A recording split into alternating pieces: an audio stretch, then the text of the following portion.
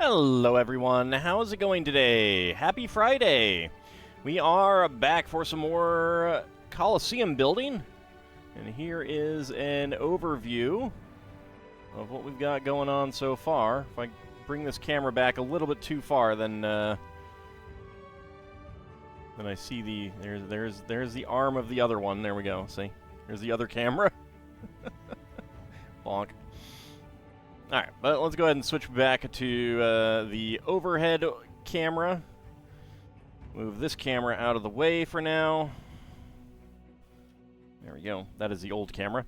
And take this off of the board. Oh, bonk. I hit the camera. That's fine. There we go. Alright. And we are diving in to bags number 27. So how's everyone doing today? Instructions unclear, giving everyone mayonnaise-covered pickles. I mean, some people just want to watch the world suffer and die from food poisoning.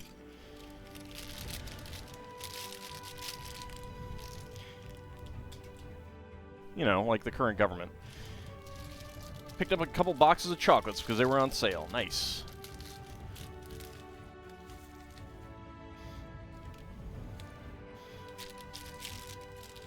I'd probably go for sweet tart hearts. Those are probably what I'd like.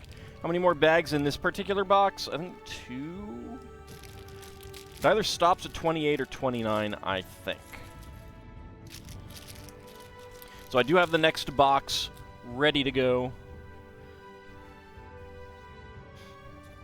Ready to be opened up. Alright. Let's put those there, that there. Get these 2. And black 1x2 plates. So how's it going? Hey, I didn't say Necco wafers. I said sweet tarts. Sweet tarts are delicious. I do actually like Necco wafers, though. I blame my mother for that. Day started with a migraine, did not improve from there. Ooh, I'm sorry to hear that. Hopefully it gets better. Preferably before it keeps you from getting to sleep.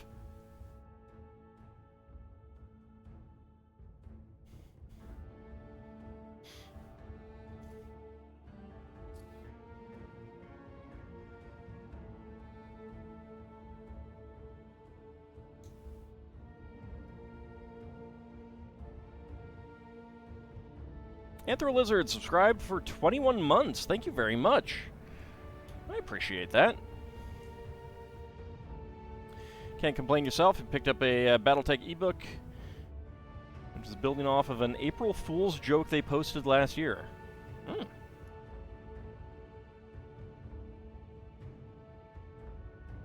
I assume in a good way, otherwise you probably wouldn't be talking about it like that.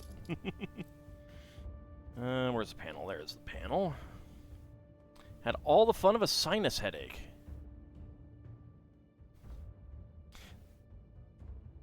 They're actually calling for up to over a foot of snow for me next week, which would probably be the heaviest snowfall we've seen in this region for, God, like over a decade, I think, if it comes to pass. It's still like almost a week out, so it's really, really, you know, up in the air kind of thing. Like, it may just end up being rain. It may move north or south of me. We may just get a dusting. That's actually the thing is about this the weather in this region. Either there's a low chance of getting dumped on, or you get nothing. That's tends to be how it goes.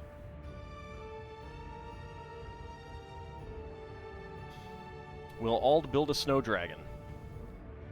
Ald will be staying inside. I mean, I got a shovel, but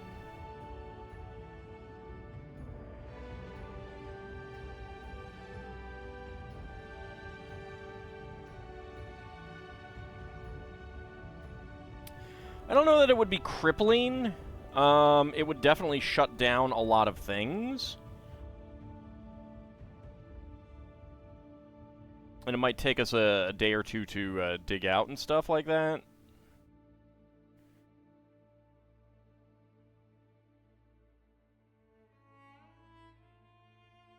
Then again, it has been a while since we got a lot of snow, so it might be crippling. On the other hand, I think that after their poor performance back with our first snowstorm, I think they've done a bit better. I mean, I woke up like a couple days ago when we got a little bit more snow. I woke up and they'd already plowed when it was like 2 days before they plowed previous time. I think the biggest worry is that it might take down like tree branches and trees and stuff like that with that amount of snow. So there could be a bunch of power outages. They did a lot to cut back on trees in this neighborhood a few years ago. But it has been a couple years, so it's hard to say how the trees have grown in the meantime. But we'll see. We'll see how it goes. Again, we might not get anything at all. You have a little Lego store at the mall. By God, Lego is expensive. I mean, you get what you pay for. Like, I mean, I think the quality is very good. Number one, and number two, like, the quality on knockoff Lego is terrible. Like, a friend of mine, someone gave her nieces some knockoff Lego, and even the kids were commenting on how bad it was compared to the real Lego. So, and they're like 4 and 6. So kids recognize quality. And like adjusted for inflation, the price of Lego really has not gone up in 40 years or so. And despite that, it's still they're still generally trending 10 cents a piece for most sets. 80 USD for a Pokemon Lego set? That's not Lego. Lego doesn't have a Pokemon license.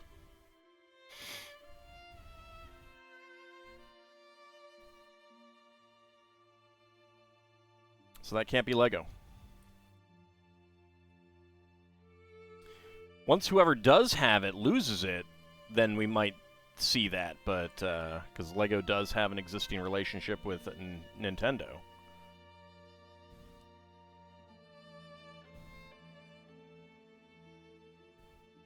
Well, I was tracking U.S. inflation. I don't think Danish inflation has been that significantly different over 40 years.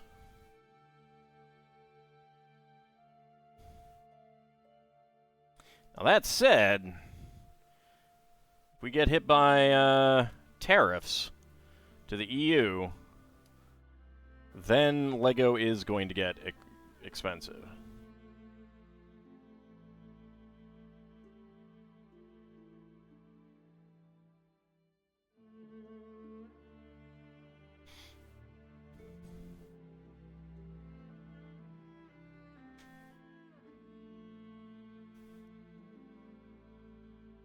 So I will expect everyone to get out there and march if that happens. March for my Lego.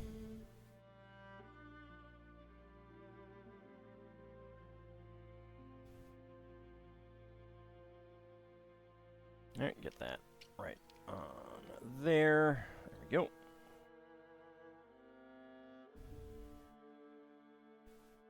What about the helium market? You hear inflation is fairly big in that regard?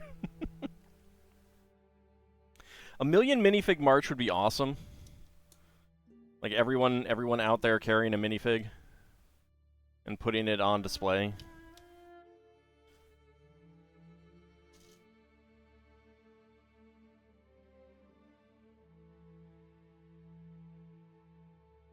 Your car has this annoying issue where the door doesn't latch when it gets too cold. That's weird.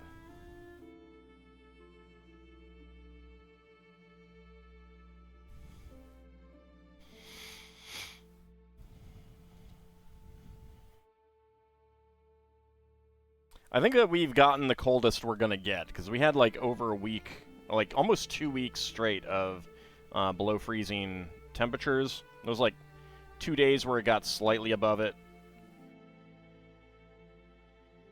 I don't think they're calling for that again, though.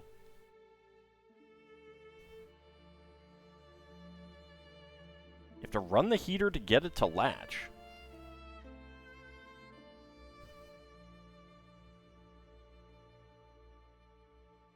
I don't pay you enough to go out in freezing weather? No one said anything about freezing weather for a million minifig march.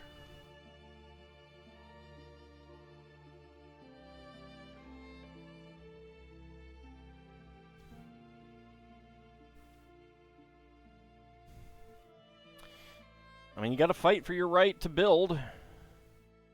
Huh?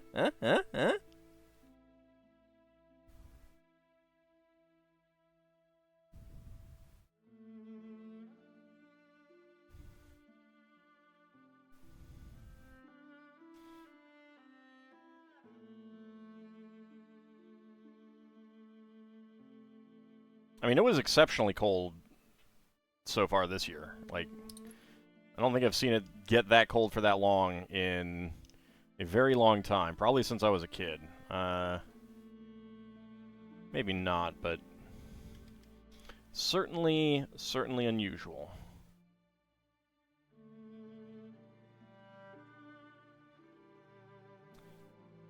You want a mega flare for that? That's okay. You have to figure out why you have a very shallow cut on the tip of your finger. Paper cut, maybe?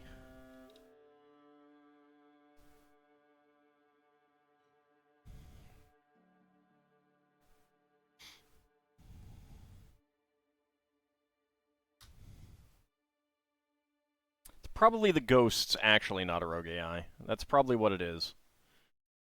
Should tell them to stop tormenting you.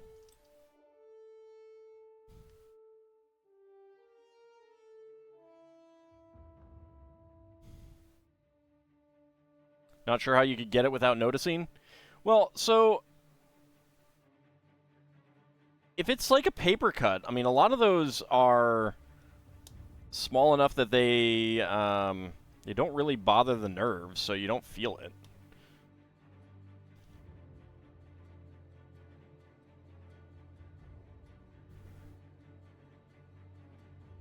You live in the lake effect snow area by the lake, so tons of snow, yeah. I wish there was lake effect snow here. But really, there would just be swamp effect snow.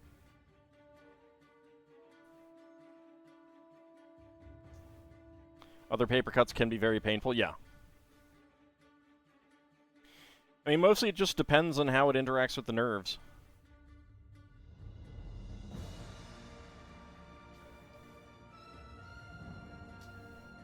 I've gotten many a small cut or injury and had no idea how that happened. Swamp effect snow sounds distinctly unpleasant. Yeah, just a little. Just a little.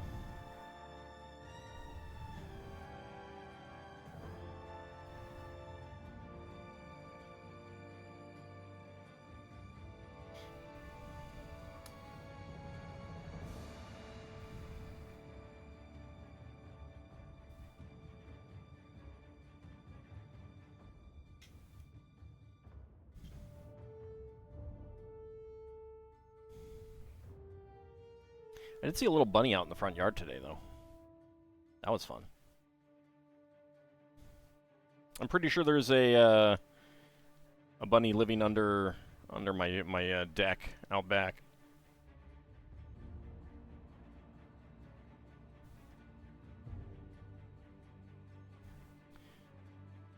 You're reading that some places in Canada do birch root beer. I mean, there's like birch beer is a type of soda.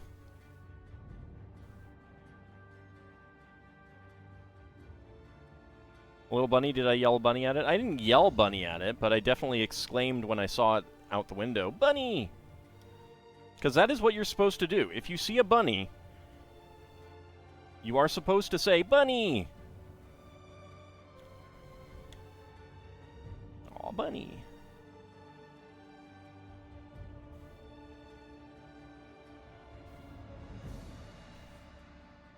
If you're not, you know, what are you even doing here?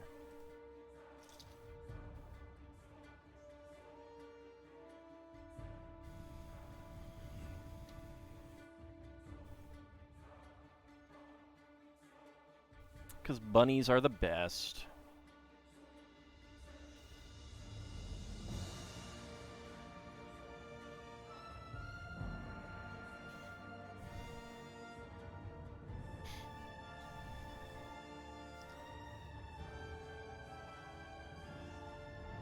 You haven't seen any bunnies? I've never seen a coyote around here.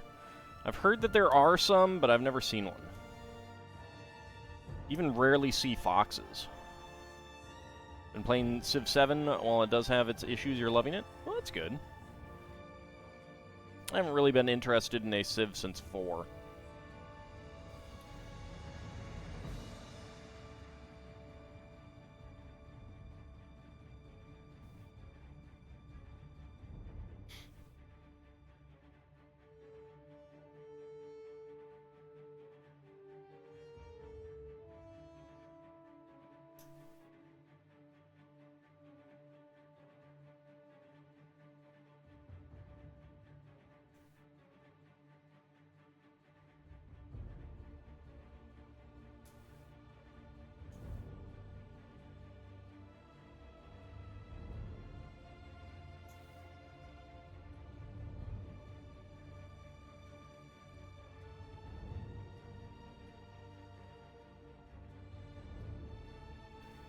Part of it is just like going to the hex map. Kind of turned me off.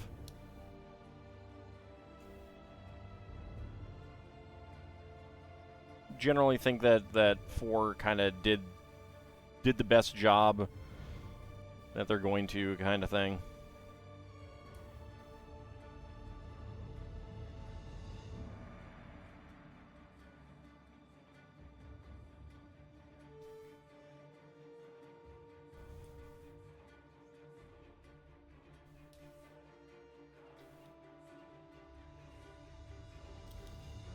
There we go.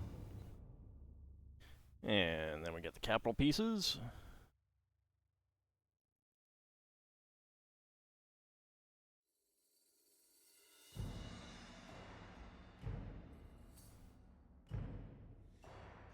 So you just got to refrigerate them then. Just set up, you know, refrigerators next to the maple trees. It's totally efficient, right? It's an efficient way of doing it. Rather than getting it from cold areas.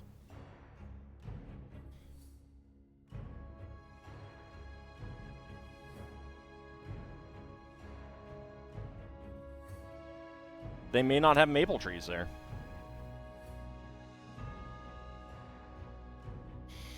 Alright, there we go. That is that next section done. We got 1x1 plates in tan and beige, and 1x1 cylinder plate in beige extra. There we go. Alright, 28. And I might as well pull out 29 as well. Yep. So 29, we'll wrap up that box and we'll be going on to another box.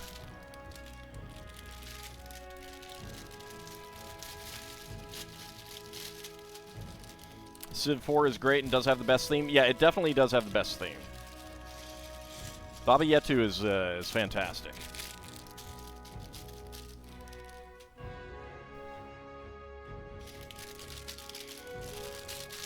I like the tracks they use for modern. Well, actually, they choose some good classical music all around for the various eras. How long did it take to repair? Oh, it didn't take long. It was like 15 minutes, maybe.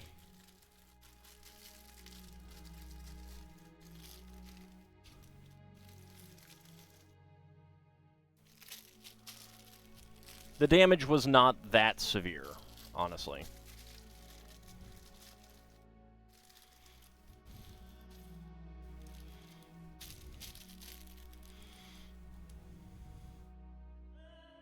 Sure, whatever. Go on the floor. Bag.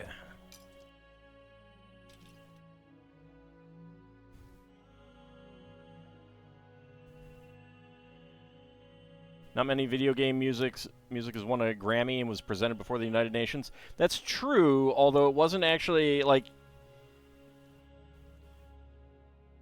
It wasn't done as Civ music. I believe the music was composed already and licensed for the game. But yes, I mean, a lot of people knew about the music because of Civ 4.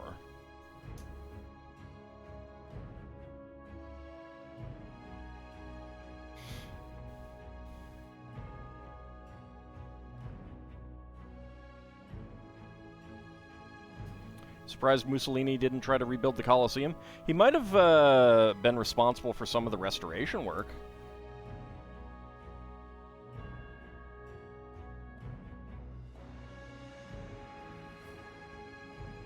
I don't know that much about what he's done, what he did.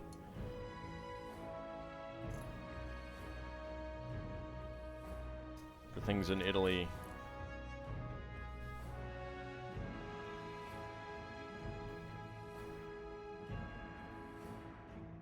I mean, Saddam Hussein did some rebuilding of the city of Babylon.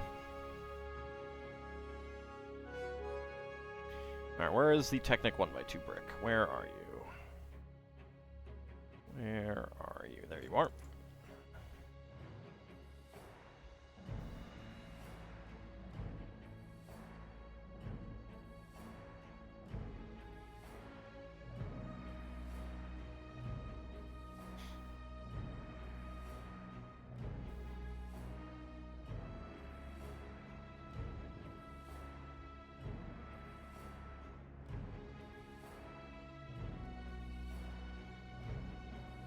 You believe it was done for Civ 4? Alright. I was under the impression that it was not. I thought I had read that, but I could be wrong. I know it was released separately as part of a different album, though.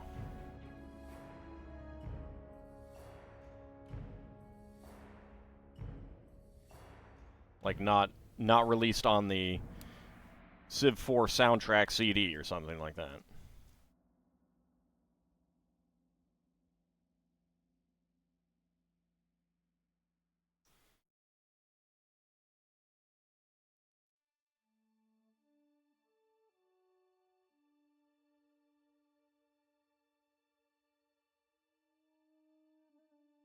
Like, they chose one of the best of the Slavonic dances for the soundtrack. They chose really good modern classical music from an opera about Nixon going to China.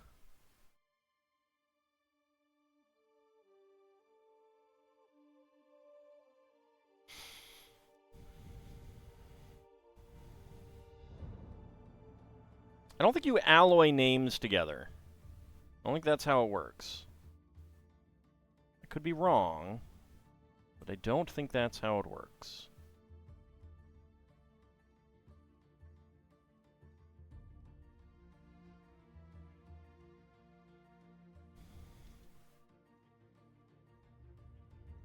Howdy, Kinshir, how's it going?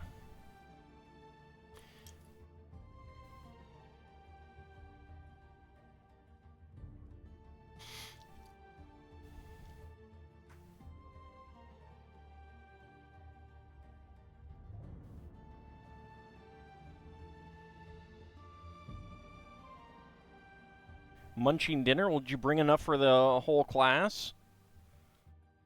I want some dinner.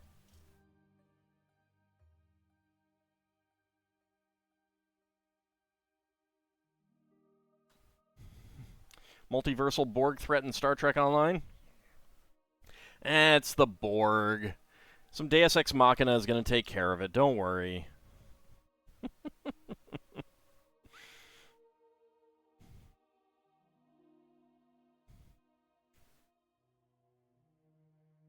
I do kind of think that they really should not have kept going back to the Borg well.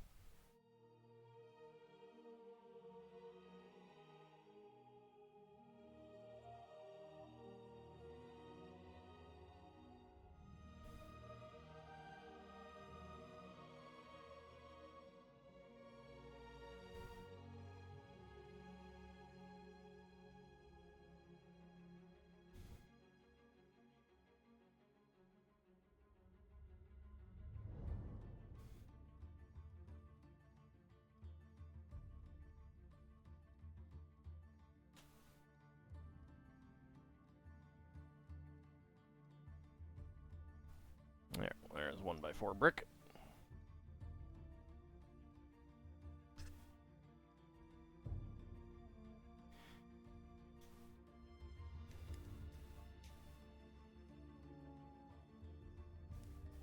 Yeah, but they stopped being scary. That's the problem.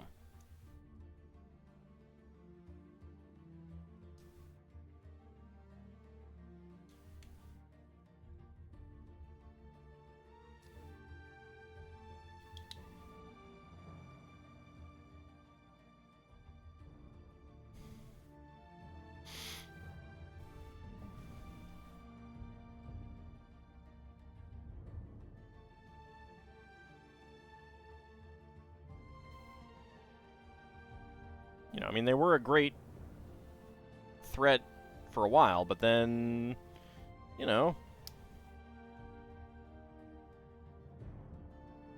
just kind of gets old. No, I'm talking about from a story perspective, though.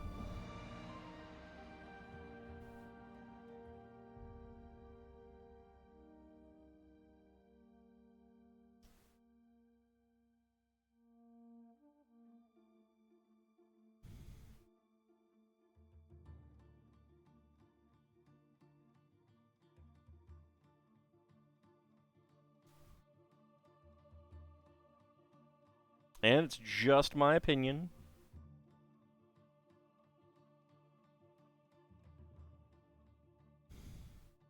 Wait, no. I should say yes. They do need to be scary for you to love them.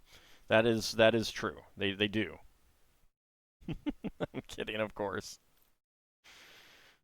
All right. Let's see. Let's get our columns going.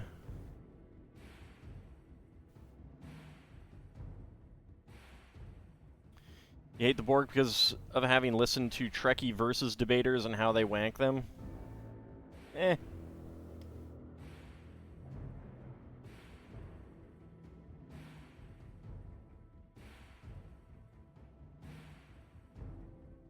I see no reason to dislike the thing. I would rather just dislike the people making the argument.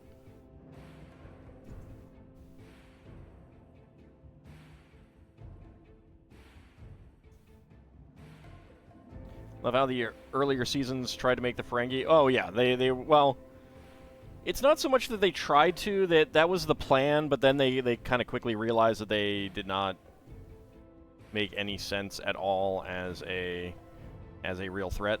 They were just comic.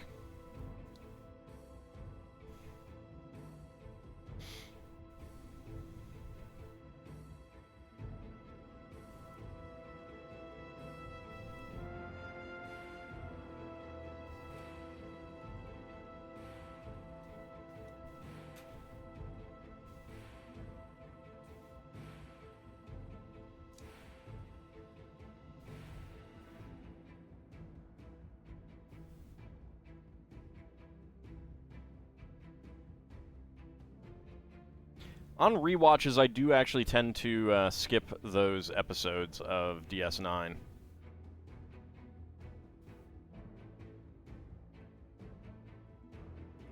They're funny initially, but then kind of loses the humor to it after a bit, for me at least.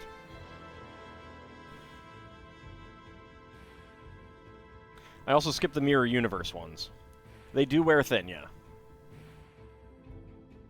I mean, it's not actually so much that they wear thin as like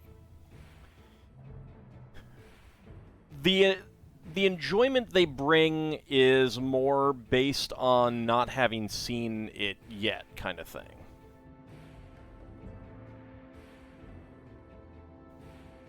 Like it kind of it's predicated in part upon surprising you with how things go. And once you've seen it, there's no real surprise anymore. Like, I mean, you know, if you haven't seen it in a really long time, sure. But after a while, it's just kind of like, I've seen it. There's nothing surprising about it. It's not all of them. It's just some of them. Whereas the Mirror Universe ones tends to feel like, okay, there's no actual stakes here.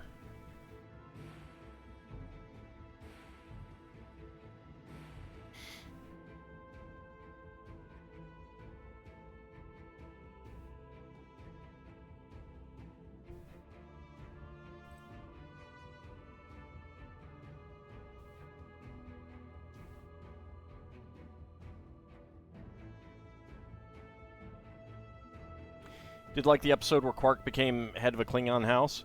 Yeah. I mean, that was and like, just because someone may skip them, me or other people, doesn't actually like diminish the quality of them. Like, they're good episodes. It's just that, you know, I've seen it.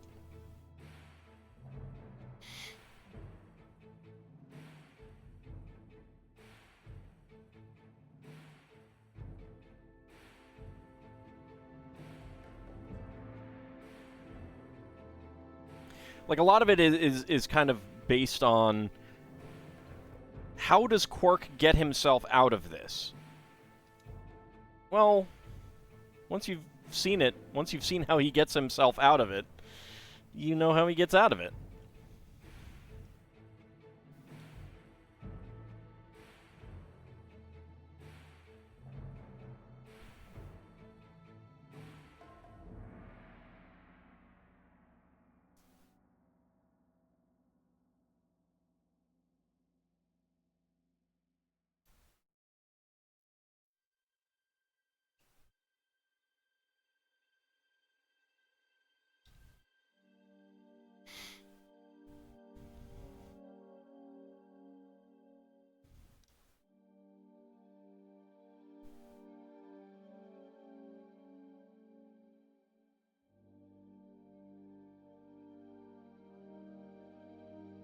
They also sometimes don't really feel like they have that much impact on the overall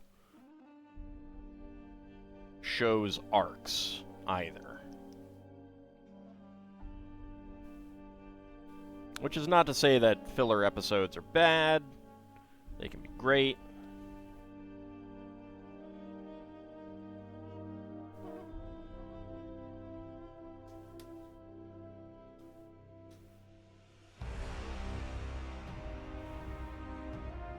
If they left the lounge singer hollow on long enough, would he become sapient like the EMH from Voyager?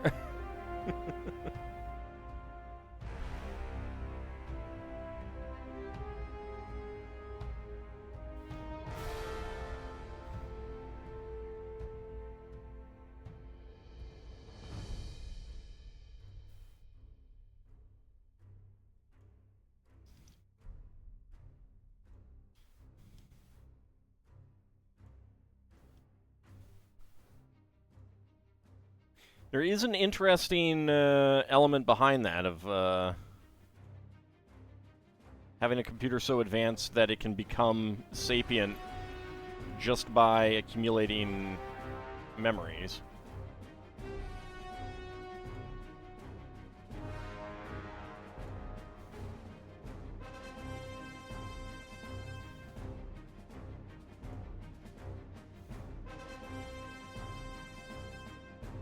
Well, yes, the lounge singer was aware that he was a hologram, but so was the EMH.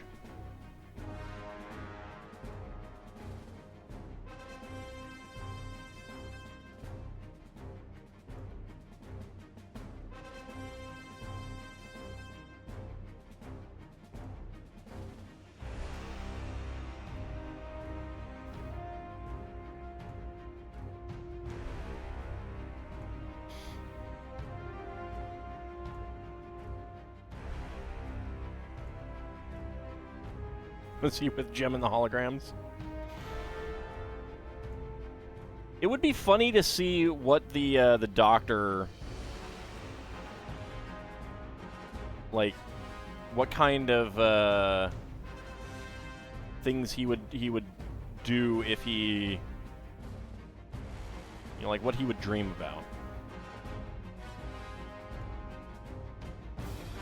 You know, do holographic doctors dream of electric sheep?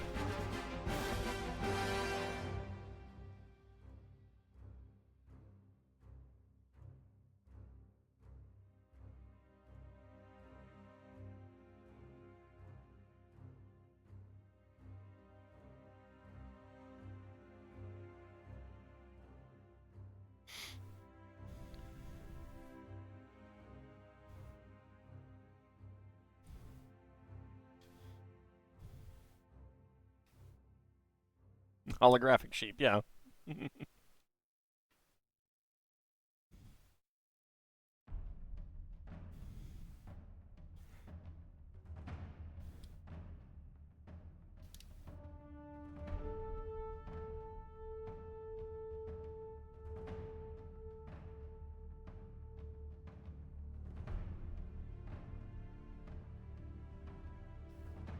I did rewatch Voyager not too long ago, and other than some bad episodes, I was actually kind of surprised at how well it mostly held up.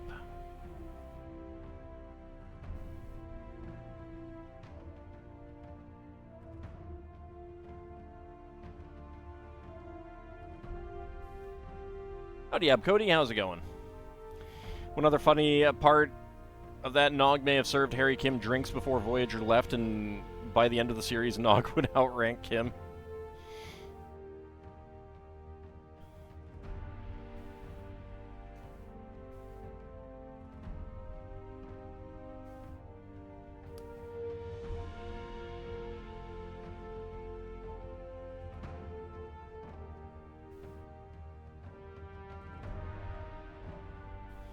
Yeah, the fact that Harry Kim never ranked up at all was a little ridiculous.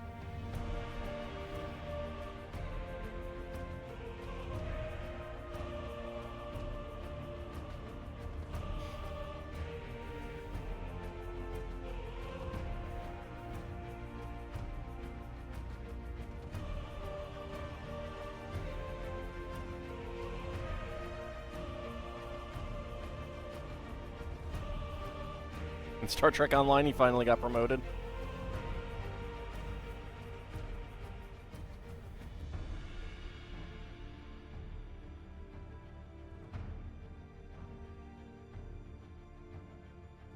Howdy, Bubba. How's it going? Well, I mean, part of it is just like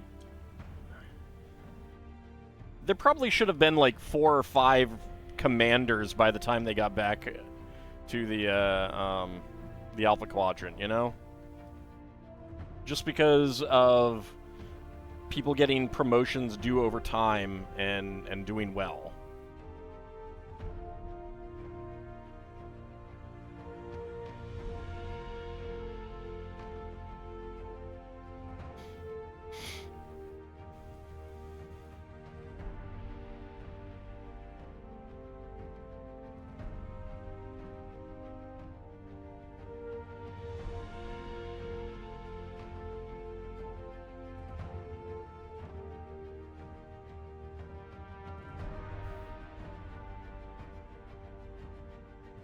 I don't know. I mean, like, if you have a chain of command, then it doesn't really matter exactly what the ranks people have are.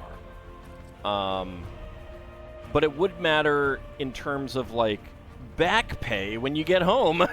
Like, that's going to be one of the most important elements, honestly. I guess technically, Starfleet doesn't get pay, so...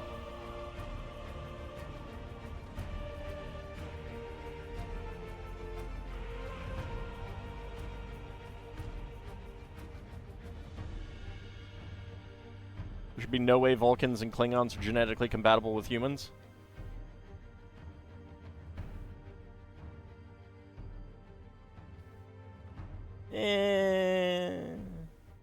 It's fine.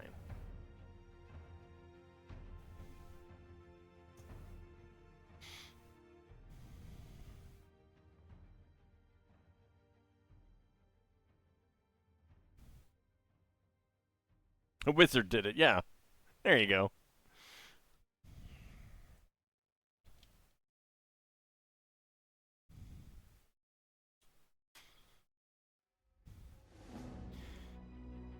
I mean, to a certain extent, we have no idea what alien genetics would be like.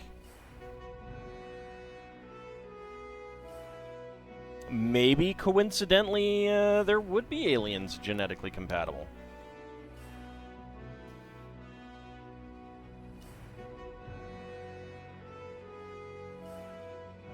I'm doing pretty well this day.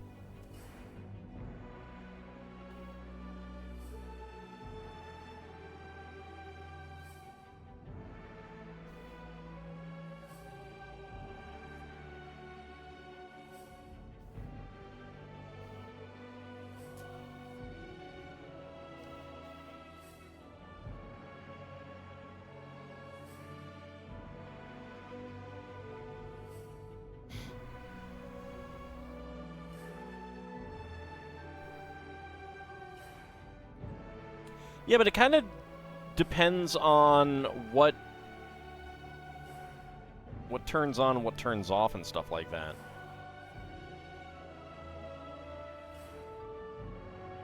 We know who the greatest Starfleet hero is? Miles O'Brien. Okay, so that's the other category of episode I skip. The Miles O'Brien gets absolutely mentally destroyed, or should get absolutely mentally destroyed on DS9. I hate those episodes. Like that episode where he served, like 20 years of prison time, but only in his mind. That would mess him up. Like, seriously mess him up. And not just in the way that they showed on the episode.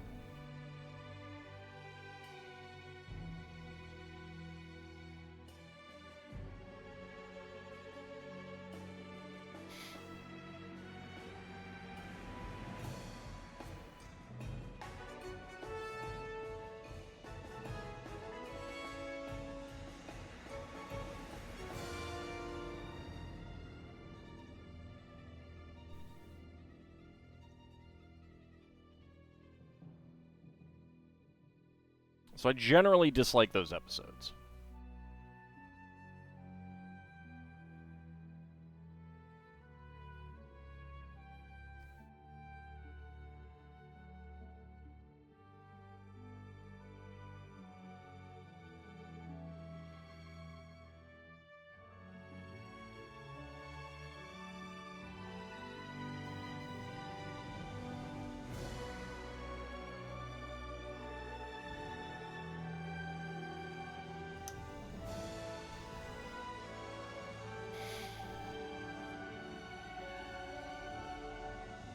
Alright, there we go. Now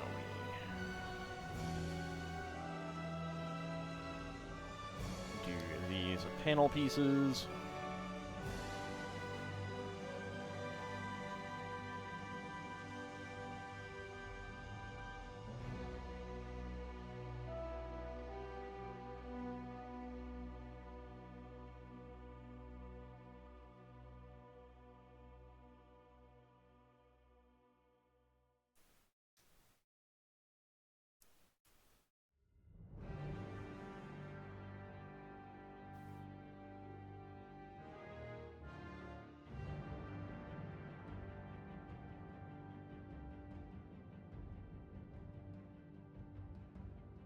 Also funny that the ship was pretty much 90% Harry Kim's.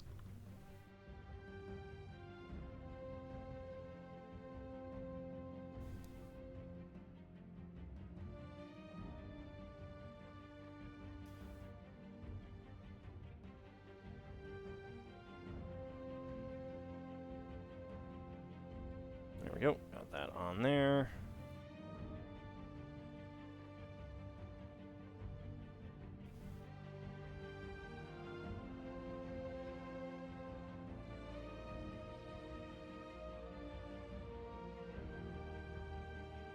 Next Gen is still my favorite, though.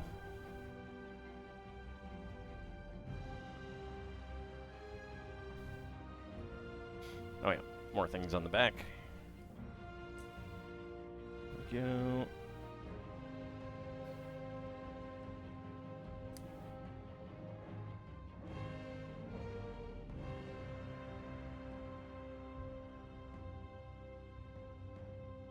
Okay.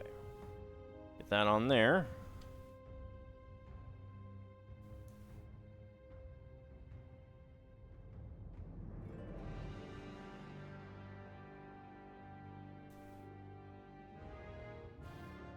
Yeah, I mean, in the series, what happens to Cisco at the end is kind of a big question.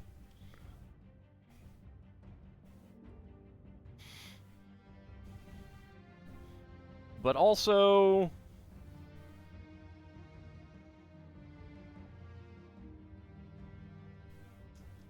his family, don't really get to see him again. Howdy, Shield of Hope, how's it going?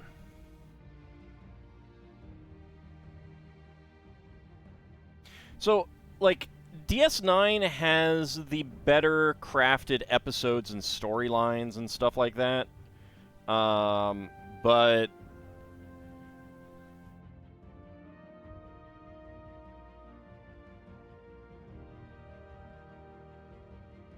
Next Gen is my favorite, just because it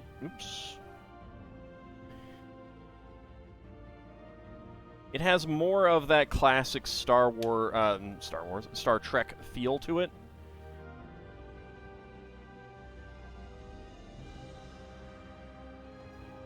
Like, it feels more purely Trek.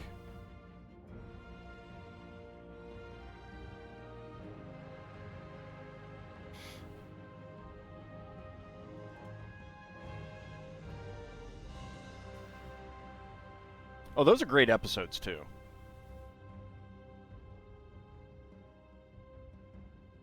Like, the episodes of DS9 that deal with the real world, like, for all of what the original series did with regards to, like, racism and segregation and stuff like that, DS9 did even better and made it more clear, too. Alright, spare parts. We got tan and beige 1x1 tiles, 1x1 tile slope in tan, and a tan roller skate.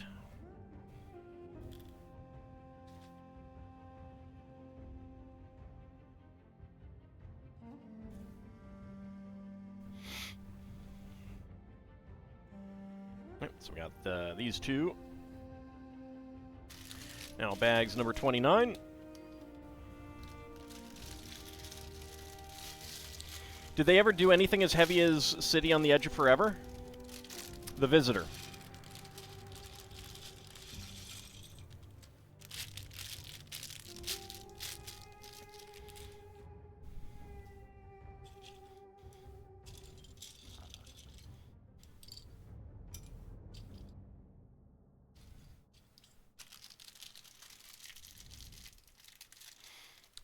What do you mean past Star Treks are totally not political?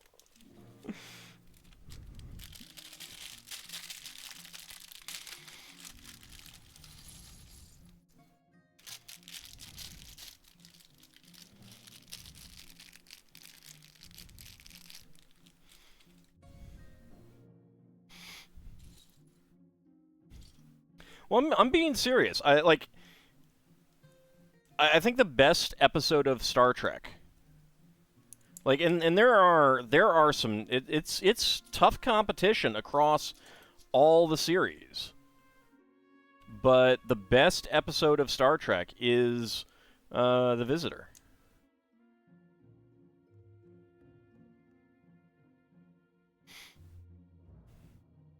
Nothing beats the original series where we beat Rubber Suit Gorns with a homemade cannon.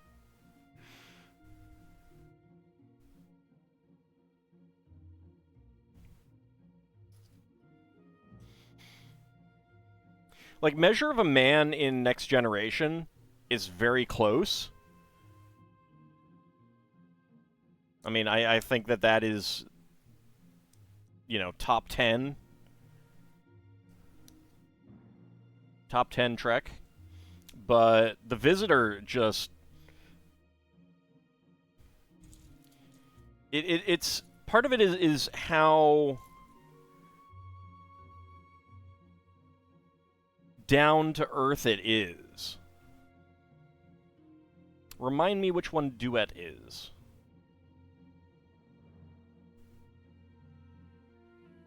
Looks at the cast for The Visitor, suspects Ald is biased for Tony Todd. I am, yes. I mean, Tony Todd is awesome.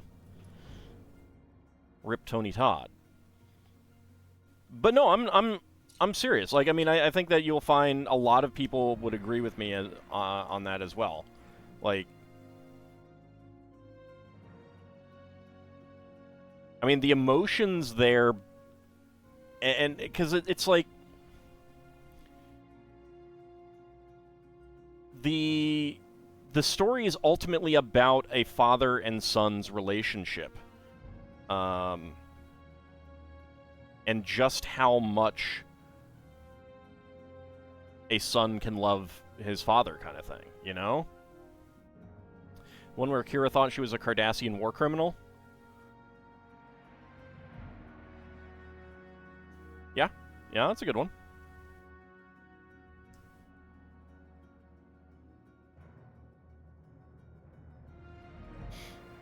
Courtroom one where they discuss Data being alive. Yes, that is Measure of a Man.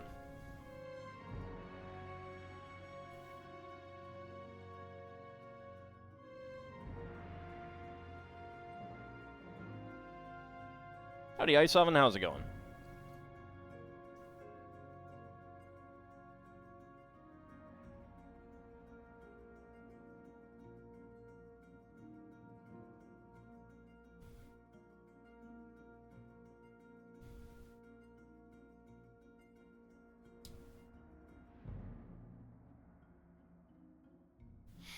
And there's also a good point about Next Generation where, like, the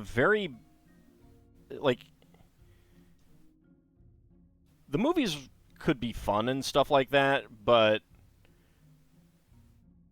as much as I enjoy watching some of the movies, I do think that the series finale was way better than Generations. And was a much, much better, like, you know, it didn't have film budget, but it just did, you know, it told a 2-hour story so much better.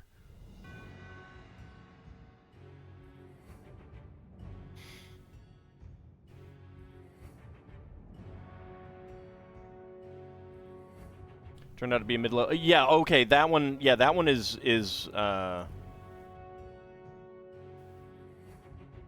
really good.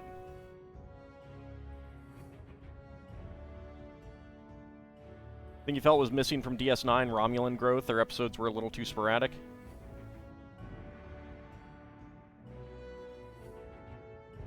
Besides the crazy snow, well, as I was saying earlier, we might be getting quite the blast next week. Over a foot, if some of the models are correct.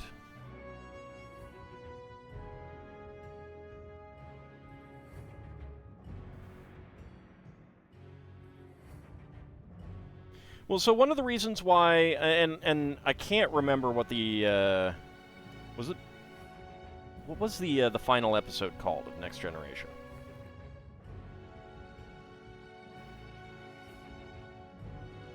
Completely blanking on it right now. I'm bad with names and stuff like that. All good things. Yes, thank you. One of the reasons why it is so good is that you see this real growth in Captain Picard at the end. You know, at the end, he joins in that long-running card game that Riker's been, you know, running. Like, you've seen this throughout most of the series, at least. Like, since season 2 or 3 or something like that, I think, where they get together for cards. And finally you see Picard join in and realize that, you know,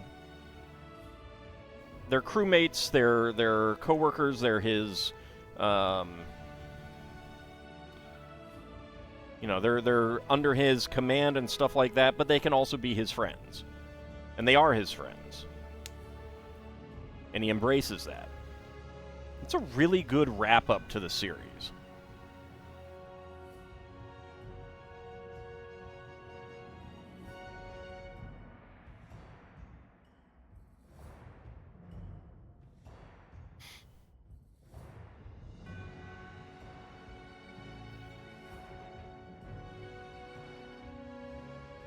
Oops. I was like, yeah, it's too short.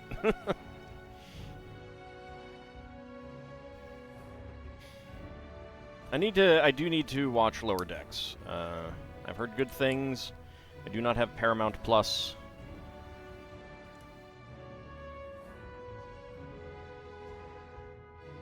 Yeah. Yeah, that is definitely one of the problems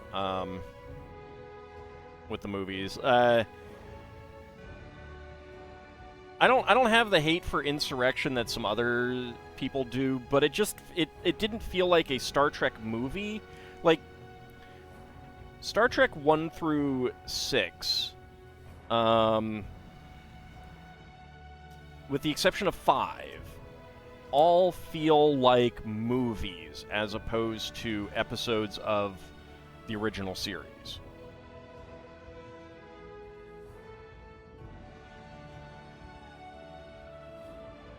Most of the next-gen movies just feel like episodes of the series. We don't talk about the last one, though.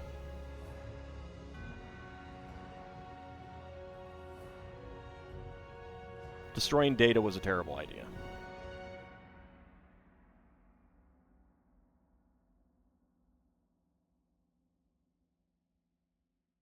And then you get to Picard, and literally ruins Next Gen.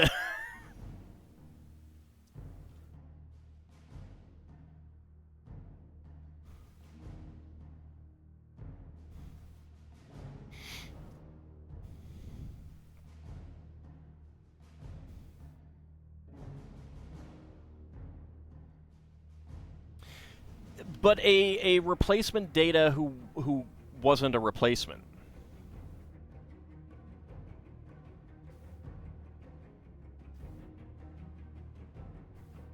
It also messed up the Romulans and stuff like that. It was just like, if I could go through and decanonize specific things from Star Trek, that is definitely something I would decanonize.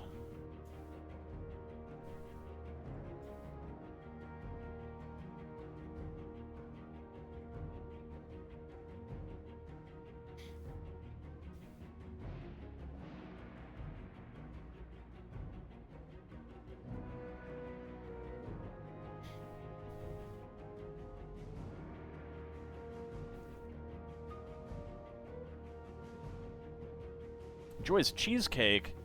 You're not allowed to enjoy cheesecake and not share it with me. I want cheesecake.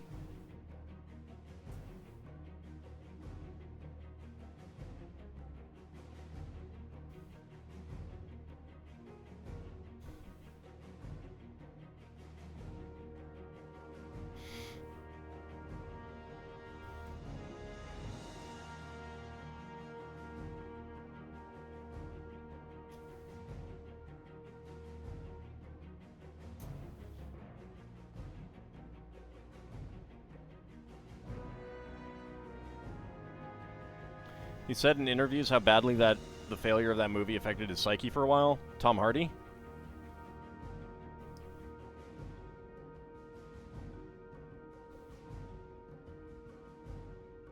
That's a shame.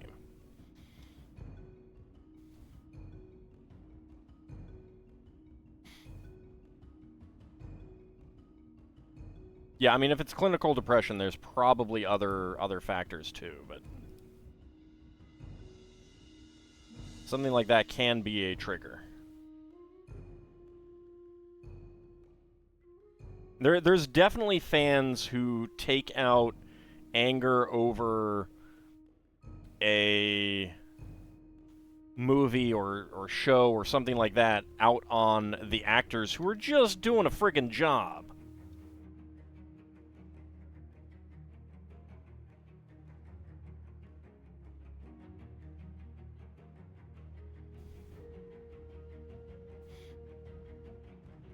Like, the amount of hate the kid who played Anakin in Star Wars A New Hope... not A New Hope, oh god, whatever the first one is called.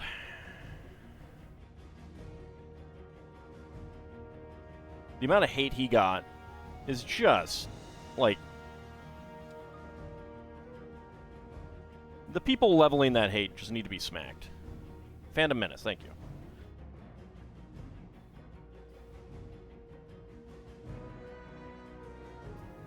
I am sometimes really bad with names.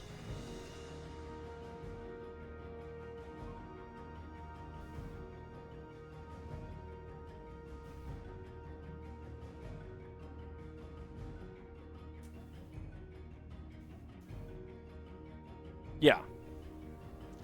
Yeah, I mean, the thing is, like, an actor is hired to do a job, and very often they have extremely limited options on like how to play them.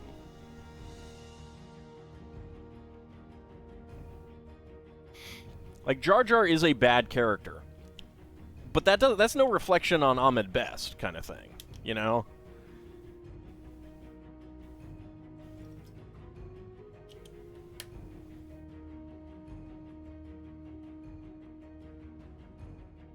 Well, it's good that he's doing better, but, like, that's no... Like, that's neither here nor there if he had other problems. Like, that's... There were fans who leveled real hate at him. And he's just doing a friggin' job.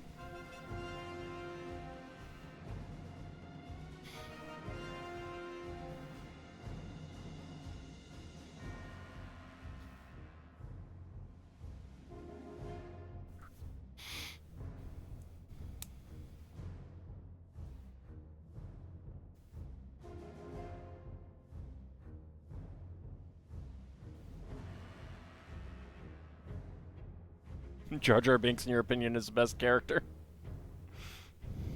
Brave words.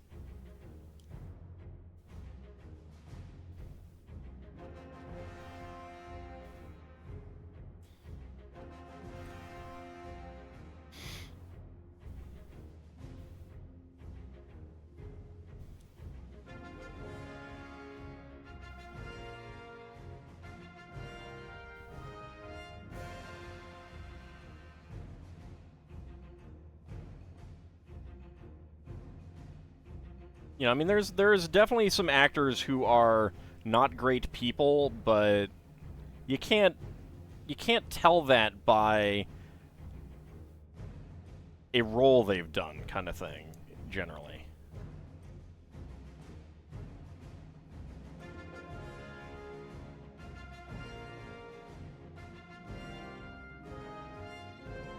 Very occasionally you can, but generally not.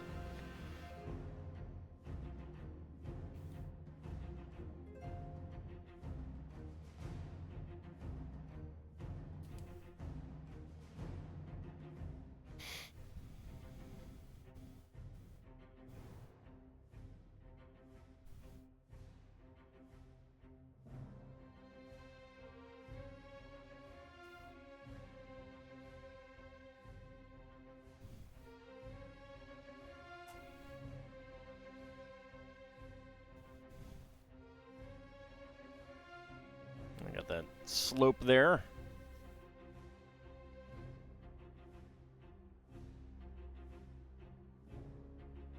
Bring this in to connect up here.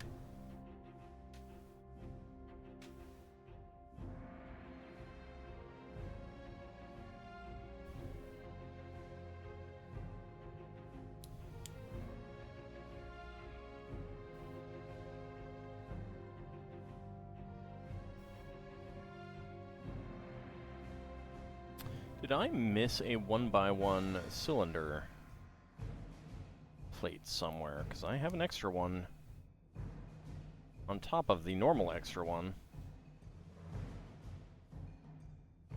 I got the one there. Got those there. There's those two there. Huh? Huh? Guess we'll find out in a second if there is more. Ah, yes, there is. Alright.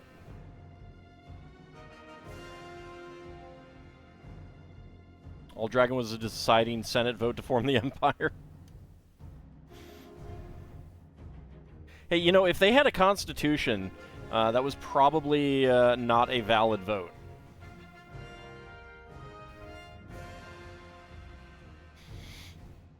Live-action Hercules will forever be ruined after learning about the actor. Yeah, definitely. That is. Kevin Sorbo is not a good person. On the other hand, yeah, Xena Warrior Princess. What is her name? Lucy Lawless. From everything that I've seen, she's a pretty good person. Alright, spare parts, 1x1 plates in beige and tan, and a 1x1 cylinder plate in beige as well. Alright, so this is that section, and we are immediately going over to book 4. That is a lovely picture there.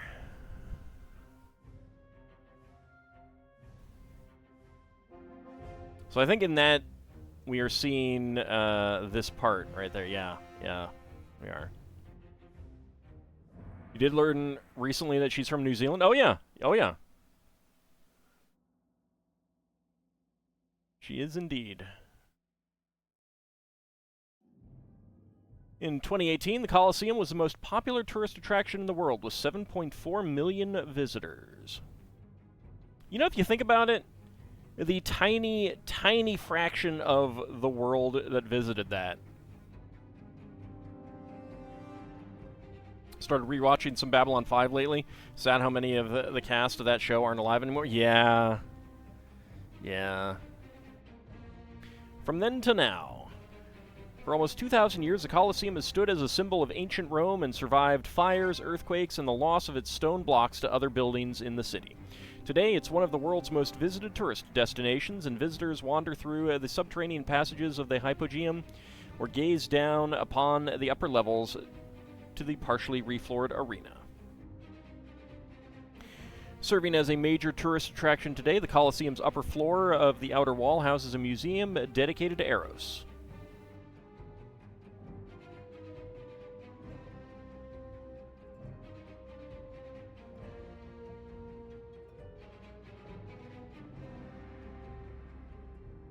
Is that an old Italian castle there? I don't know. I need to get to Rome one day. I really do. I have not visited Rome. Babylon 5 versus DS9, worthy competitors? I would say that they're both fantastic shows in different ways.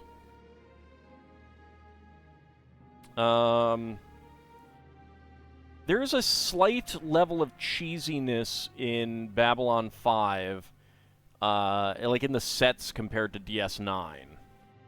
But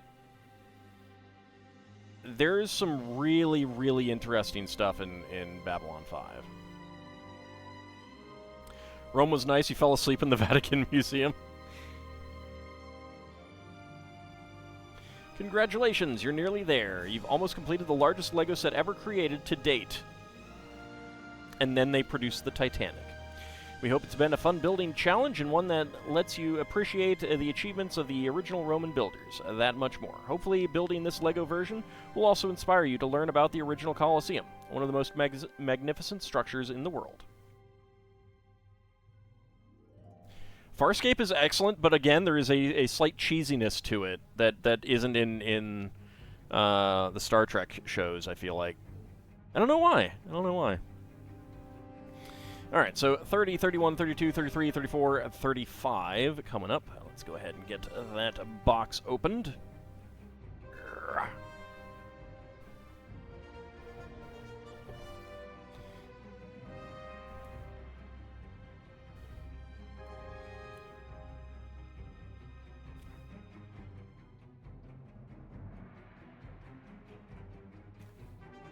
Yeah, I'm like partway through a rewatch of Farscape.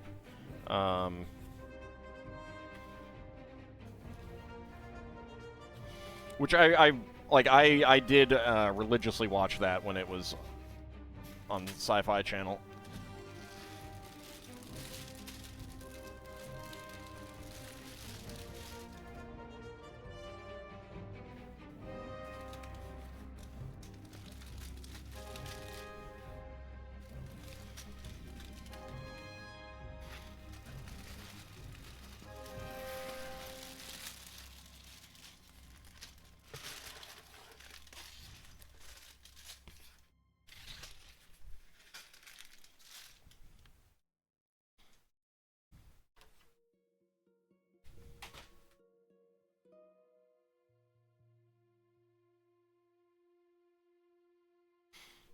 Yeah, I should rewatch Babylon 5 again as well.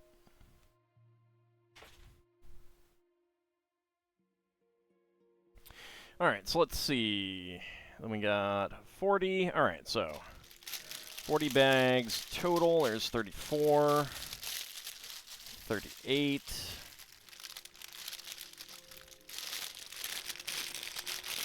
33. There's 30.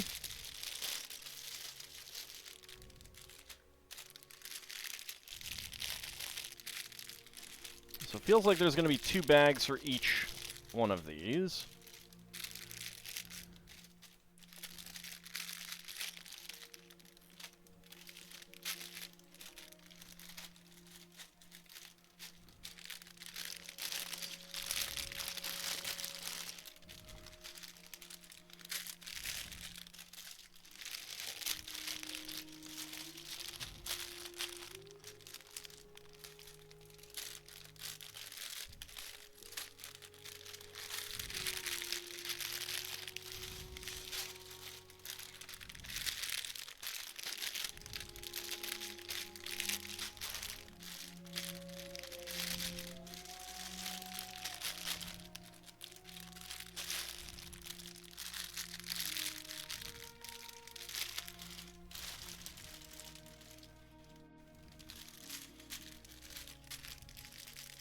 I think it might be a little bit more than a flotation. I think it might actually be in production.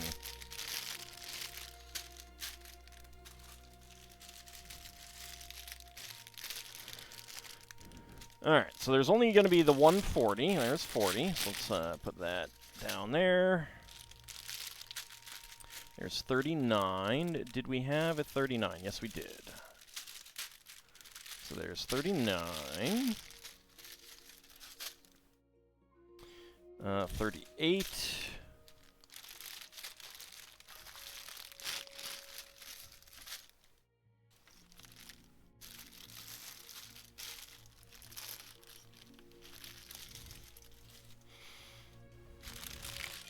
$37.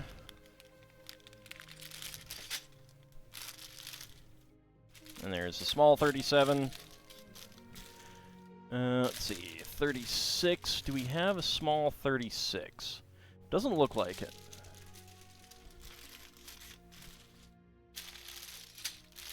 $35. We do have a small 35.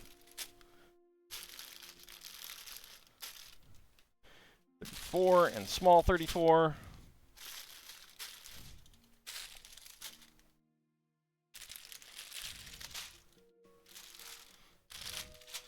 There's 33 and small 33.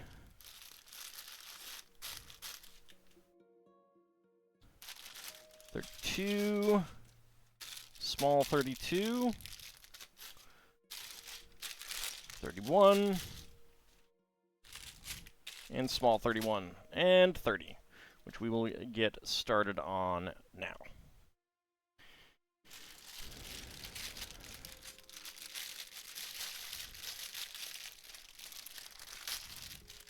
It's pretty crazy how many different things JMS has worked on. Like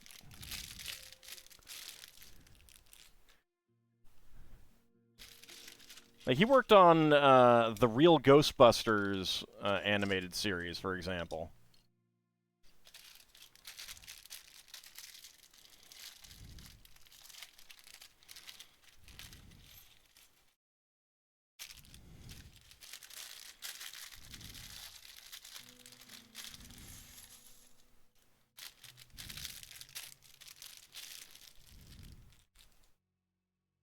There we go. All right, so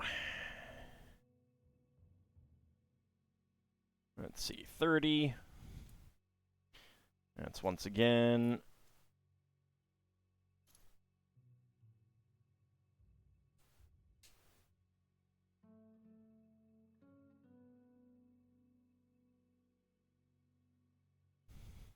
All right, this track is quiet, so let's skip to the next one. See if that's going to be a little bit louder.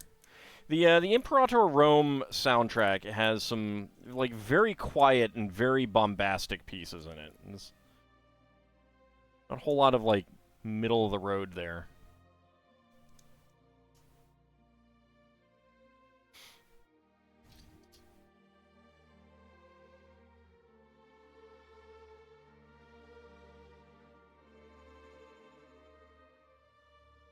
I can't remember if there was news that they'd actually found the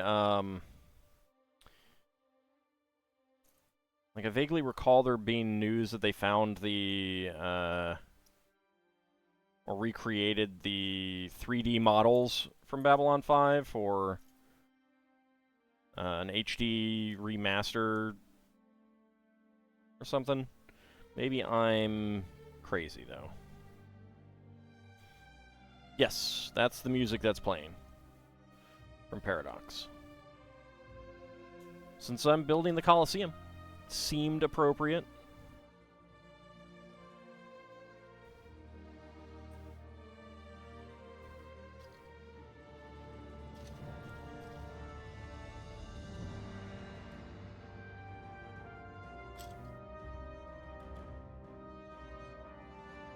There we go. And now a 1x2 panel.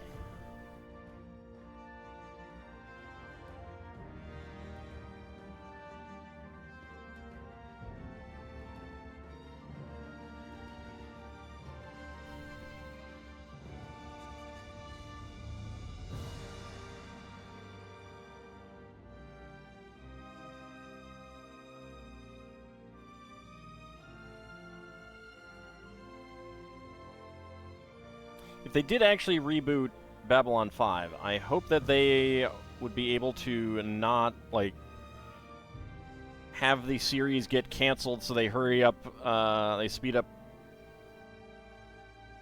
like, the final arc of the series and then get renewed and do more after it. I mean, some of that was always going to come, but... In other words, don't sign up with Netflix.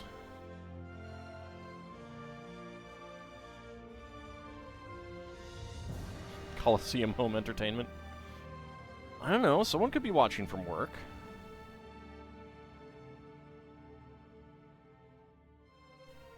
Then again, they could also be watching while working from home. And then what would it be?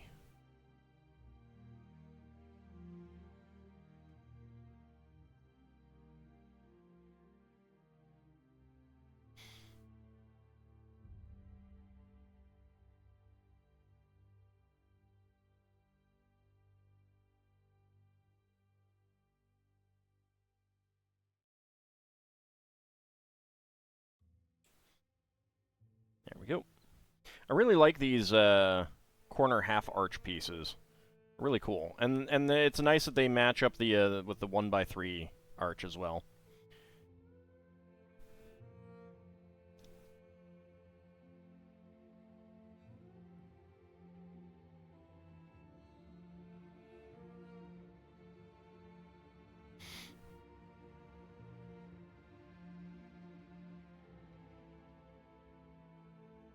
One day I will do something interesting with them.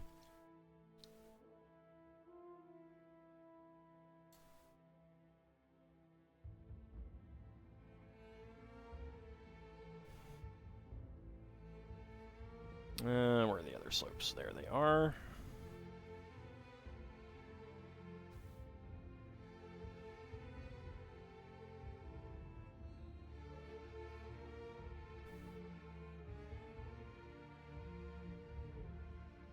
Alright, 2 of these next pieces.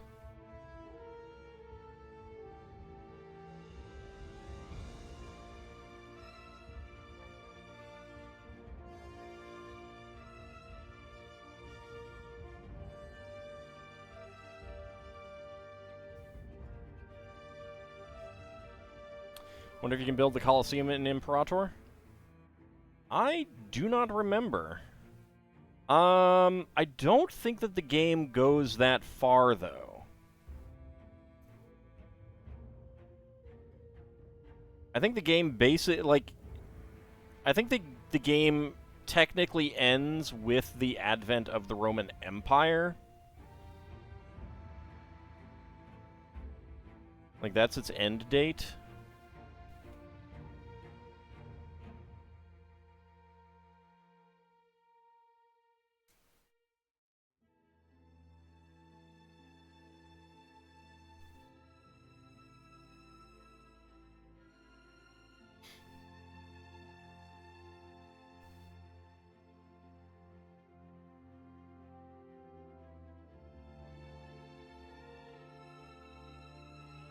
Like, it's kind of a shame that you can't import from that into Crusader Kings 2. Or 3.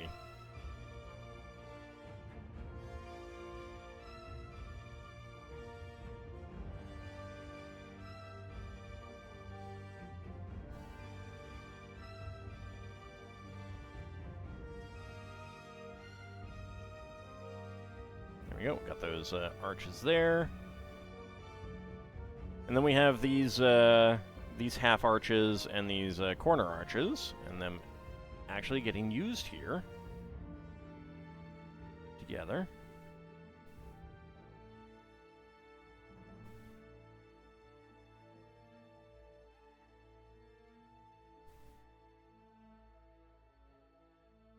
Well, I mean, you can actually at any point, you can save your CK2 game and import that into EU4. Like, it doesn't require you to go up to the actual start date of EU4.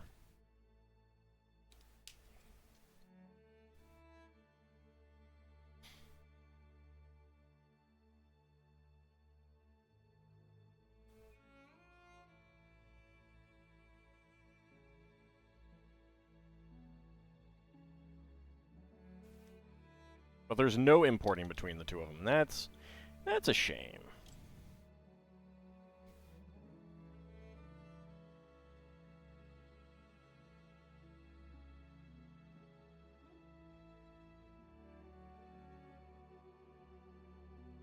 There we go. So definitely a weird... It's kind of hard to see, but like the arch shape there could really use like a something like this in there. Let's see if I can get that in there. Oh.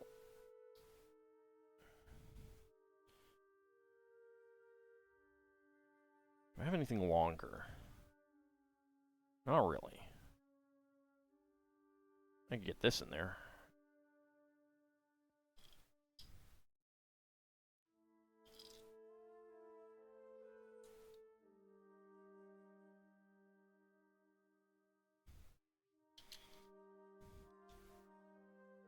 Like, that gives you an even arch on the inside there.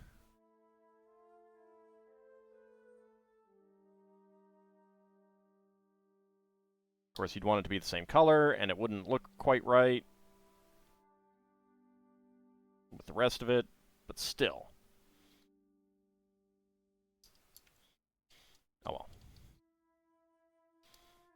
neither here nor there. It's going to be difficult to see that part anyway.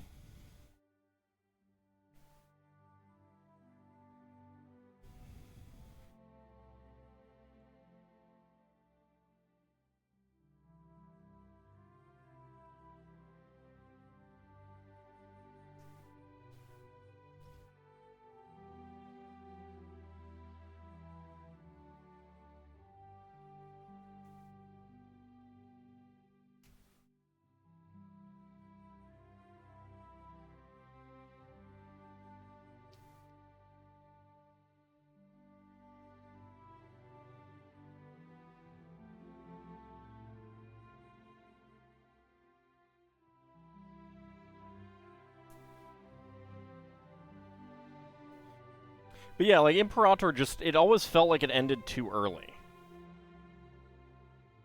For some reason. Like, I don't know why they really didn't want it to go that much later. I don't know, it just seemed weird.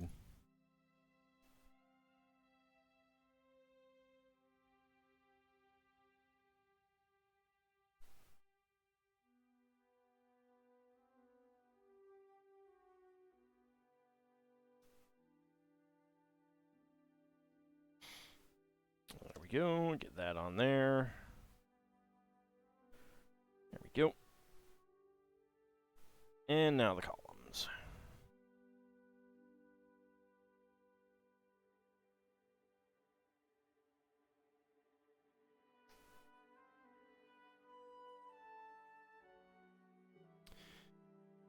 Okay, and get the tops of the columns.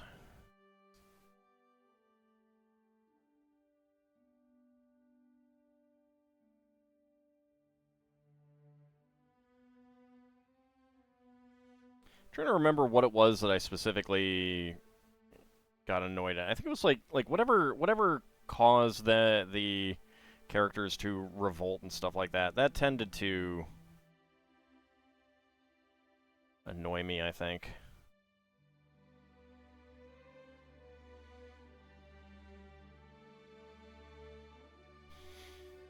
I don't know, I felt like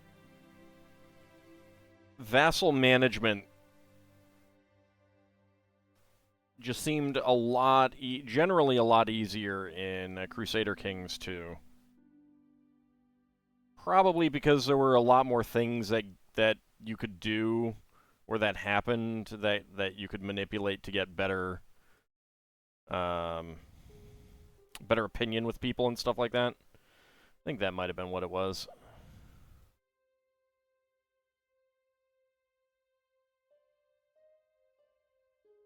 Problem with being able to import games is that it becomes so easy to get boringly powerful. Well, yeah, but I mean, but that's only if you let yourself get that powerful.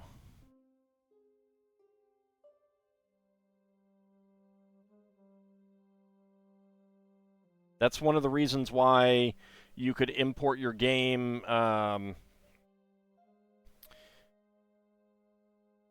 like at any point in Crusader Kings 2 into EU4.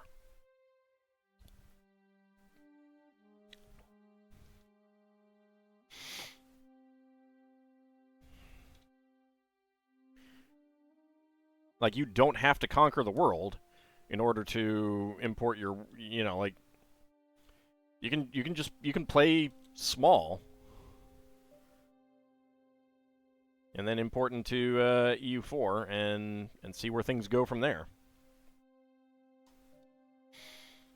Or you can play for like 50 years in CK2 and then import.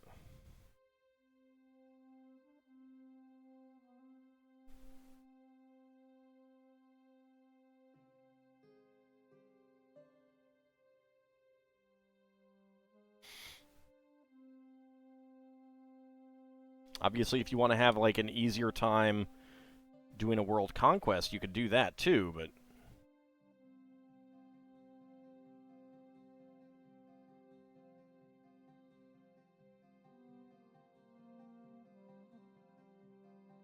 howdy, Nolden, how's it going?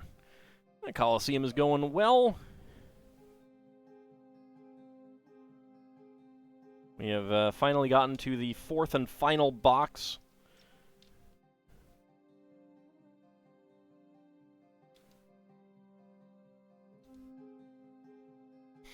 We've got 10 bags left.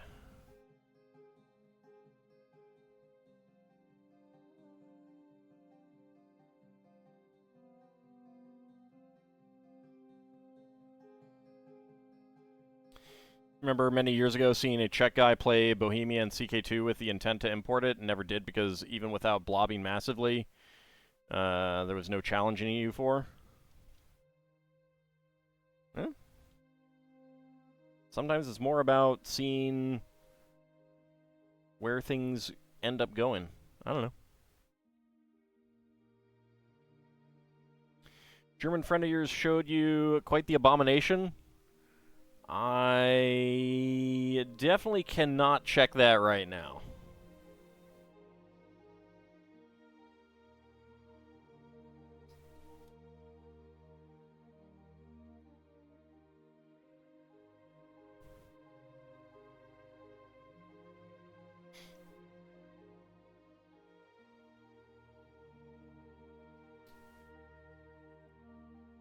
You can post it on the Discord. That is always the easiest way for me to check something outside of a stream.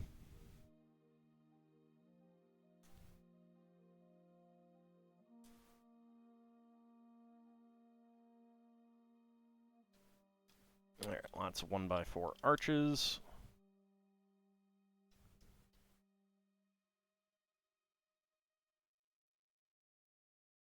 So I did feel like the other sections felt a little bit empty. I think they're putting in all of these arches here. And they didn't on the other sections because this is going to be more visible.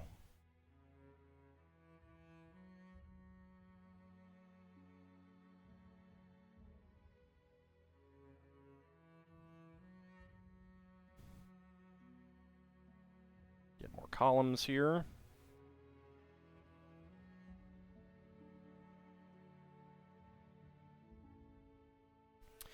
Did I ever play any in India and CK2? Yes, multiple times.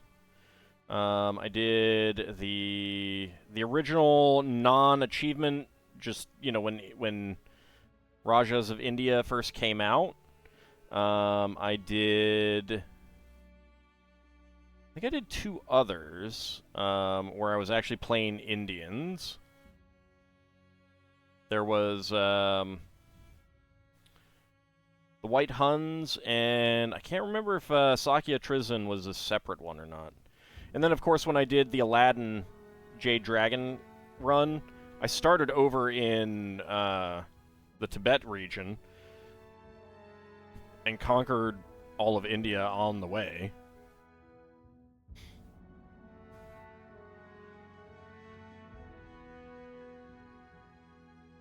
Still probably my favorite of all of my campaigns. I was highly amused by defeating India in not India, Ireland in Africa. As you do.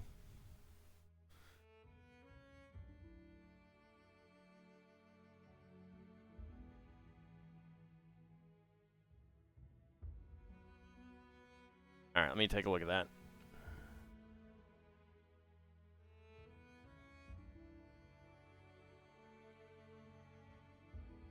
Yeah, that's just foul.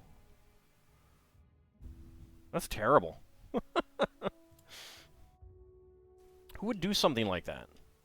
Just say no to pickles, everyone.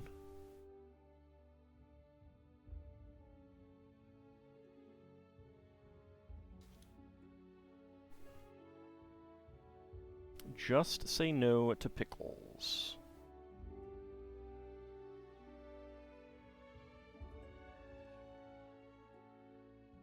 Alright, let's see. We got our corner half arches.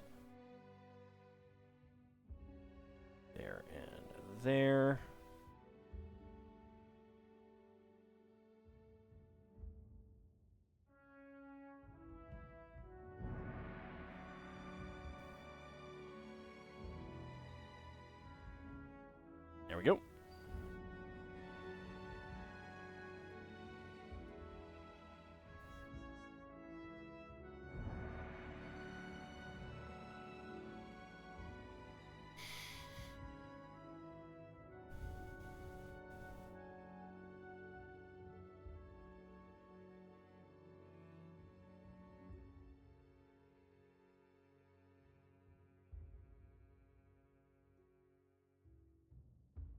You were afraid it was going to be some illegal Lego building?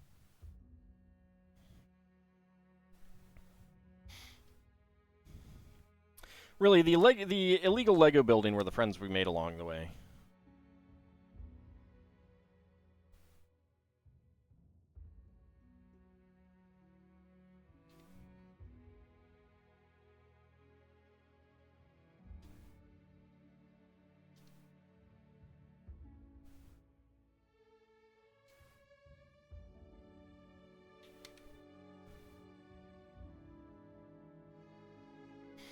I do like these really high arches here.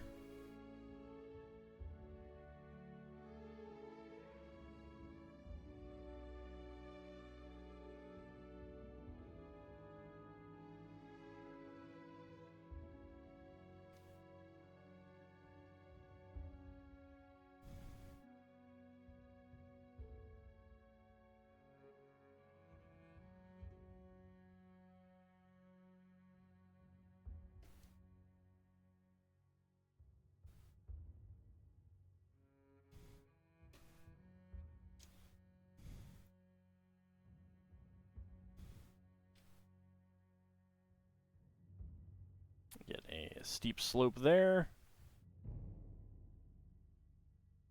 And a single column on this side.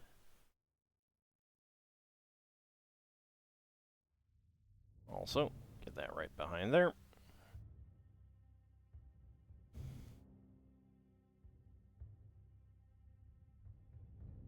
I will say that doing the modern version of the Colosseum does make it less. It is not as samey. There's a lot more interesting elements going on, rather than every single section basically being the same.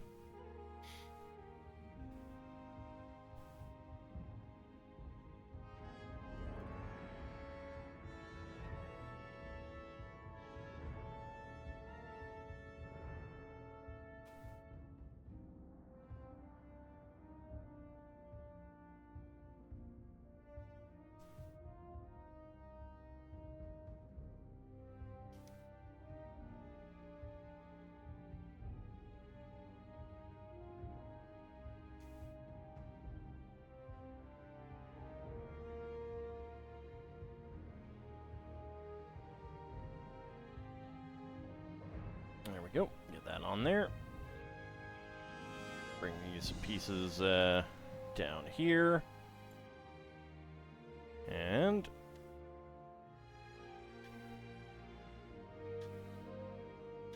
connect that in. So there we go. We got this slope there. Basically shoring that section up.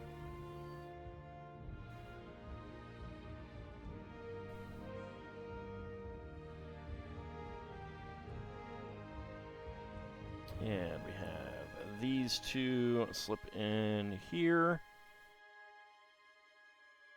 And here.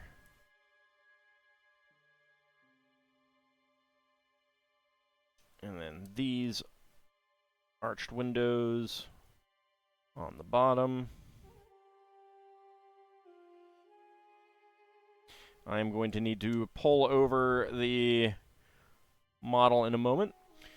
Why 3 and not 4? Actually, the Romans... Or why I and not IV? Actually, the Romans used both, sometimes even in the same document.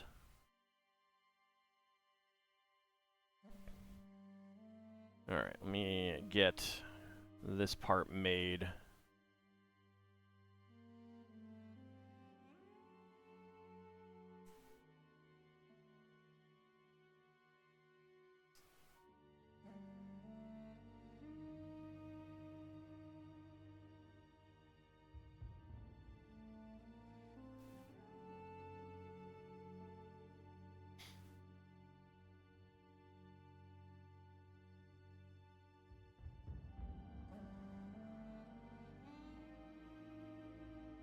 And then connect these two together.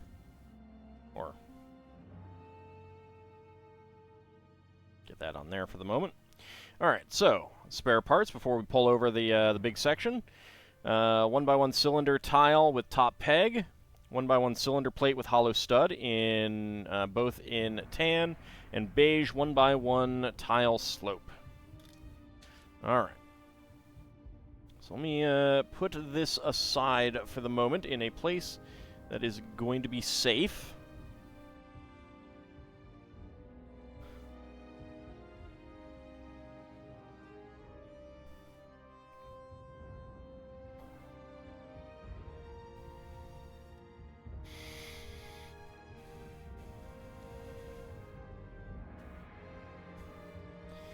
Alright, there we go. We can basically see all of that section there.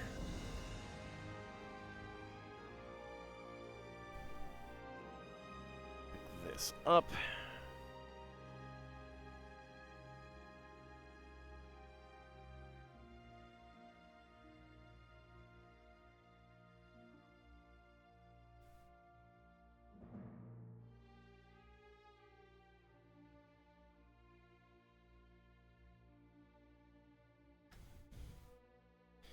There's that. Then pop that together.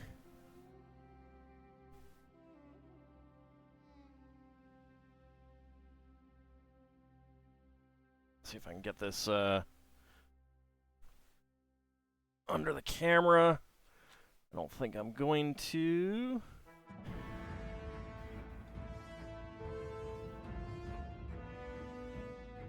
Yeah, right there. All right, let's see if I can bring that over just a hair.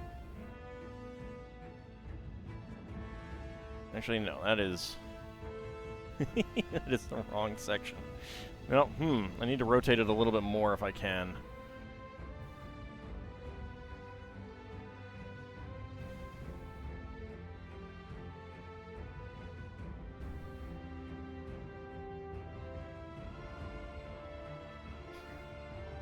Okay, what if I do it this way?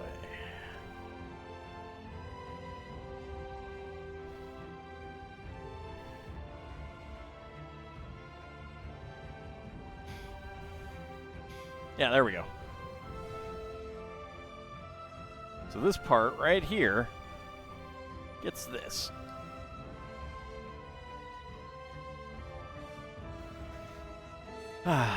There we go. So the big chunk knocked out right there. It's very, very large. It is very, very large. I would actually say, like, the Titanic is a little bit less unwieldy, actually.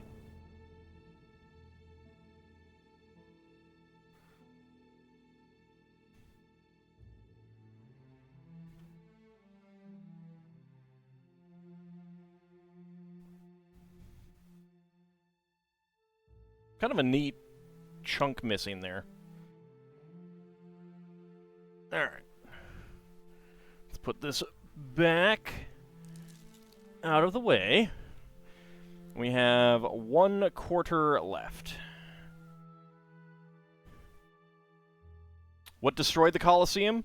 Time and lack of maintenance, primarily. It's not really destroyed. It's just in kind of ruins.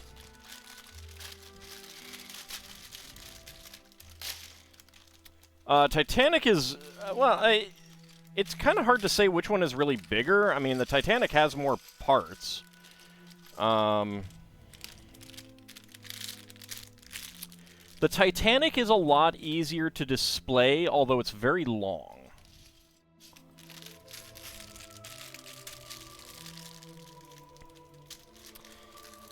Yeah, so parts came down, like, I mean, it's in remarkable shape, all things considered. But, yeah, I mean, earthquakes are going to cause some, you know, some cracks. It's going to cause some parts to topple, some, like, bricks to fall and things like that. But then people also took stone.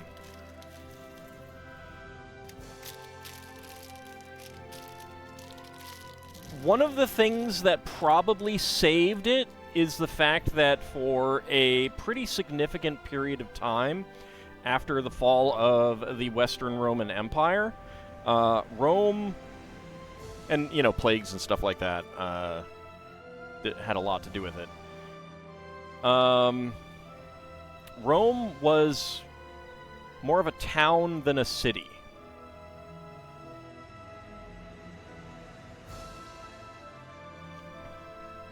Well, it's more damaged than destroyed, that's the thing.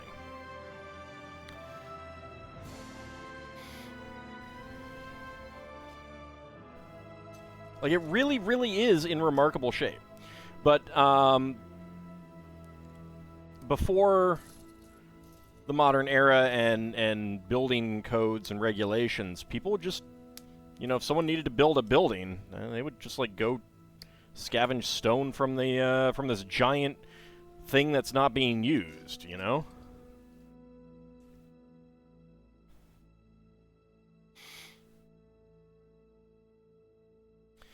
Like, if you want to see the cladding stone that was on the Great Pyramid, there's a castle in the Alexandrian harbor that you can go to and look at, and you'll be looking at the cladding stones from the Great Pyramid. It's not obvious, but that's where a lot of them went. Also, there's a mosque in Cairo that I think used a bunch and stuff like that, so...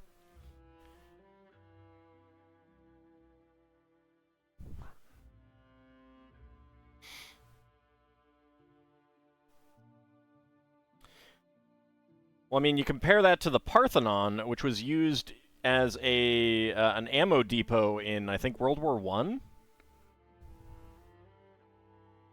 No, the cladding stone is what made up the outside, the smooth edges.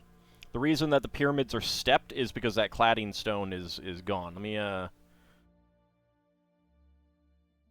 me find a picture. Hold on a second. Because I was there. I can show a picture.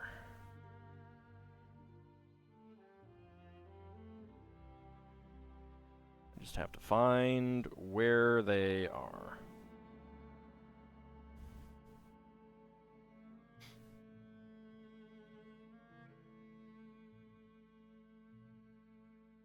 In the giant mess of photos that I took in Egypt. I took a lot of photos in Egypt. There we go. Alright.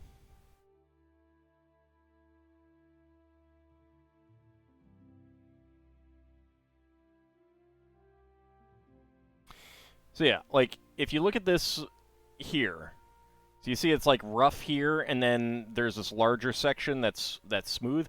That is the cladding stone that remains on the Great Pyramid. So that would have been covering up all of this, but a lot of it did fall off and stuff like that, and get taken to be used for other things. And that's the same applies to all of the other pyramids that are there. That's just like what's remaining. There is some other pictures where I got some like close-ups of what's remaining down on the ground, if I can find it.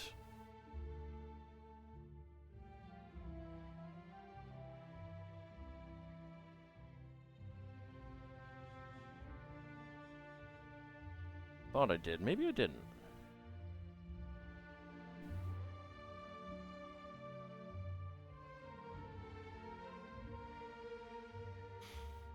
I was pretty sure I got a picture of, because there's like a course or two of the ones down in the bottom. I may not have gotten pictures of that.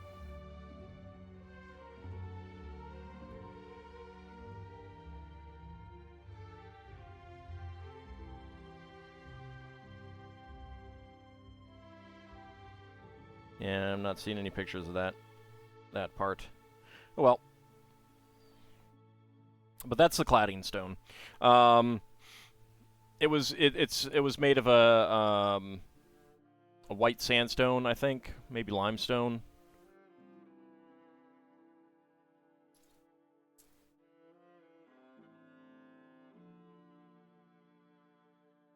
Mausoleum of Halicarnassus being dismantled to make quicklime is so sad. Yeah.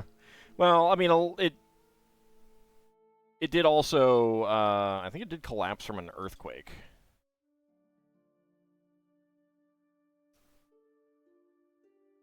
Stone made out of sandstone.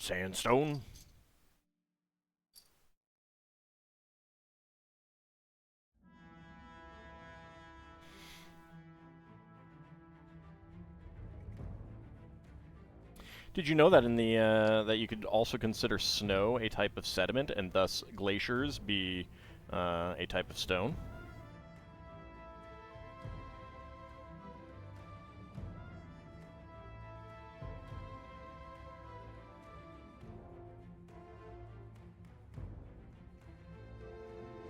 It even goes through morphological changes due to heat and pressure.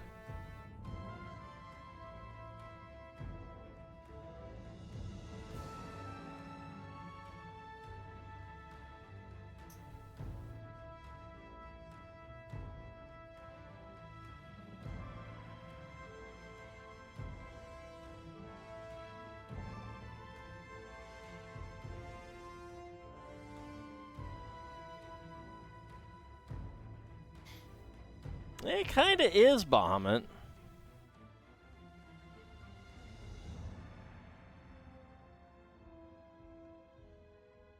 Ice is a curse upon the universe.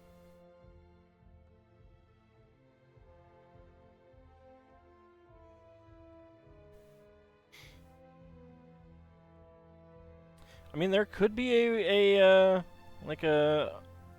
planet out there, or a moon or something, where ice and snow serve basically the same function as sand here on Earth. You know, could be. Howdy, Duke Darkwood. How's it going? You have an inch of ice on the driveway. That's a lot of ice. Have you considered doing something about it? How goes the Flavian Amphitheater? It goes well. We are on the 4th quadrant.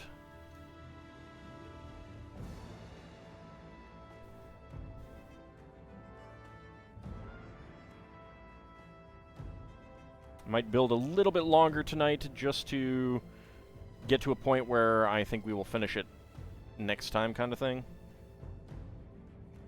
Oh, we will not finish it tonight. We will definitely not finish it tonight. The question is whether we will finish it next week or not.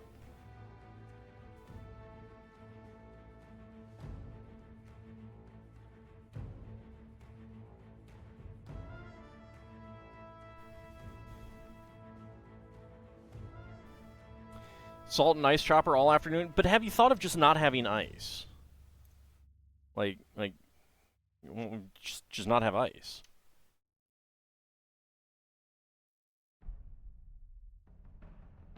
You can tell me one thing for sure, I will finish it. I mean, I could die in between this week and next. It's possible. If it happens, it's because of Nadaroge Eye. Your pyrokinesis is on the fritz.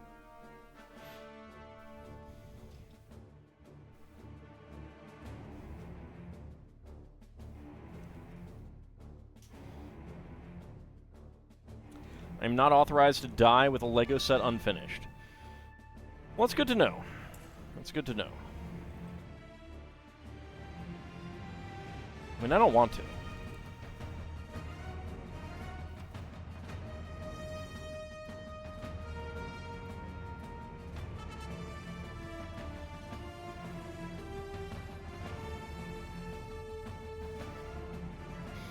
I do plan to live forever, so that I can forevermore build Lego. I will always, you know, be getting access to the latest and greatest Lego sets, seeing what they will be producing forever and ever. Past Wednesday, when your mom took you to get a haircut, you had to walk slowly. Luckily, we got a lot of rain after getting some snow, and it luckily was just warm enough to not ice up. We kind of lucked out there.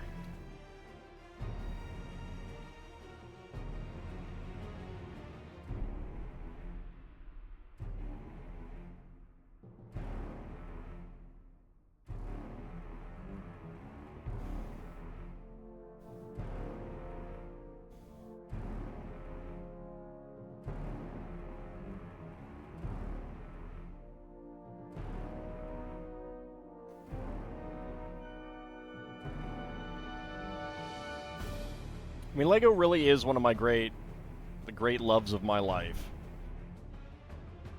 And missing out on future Lego sets by dying, even of old age, this really is a buzzkill.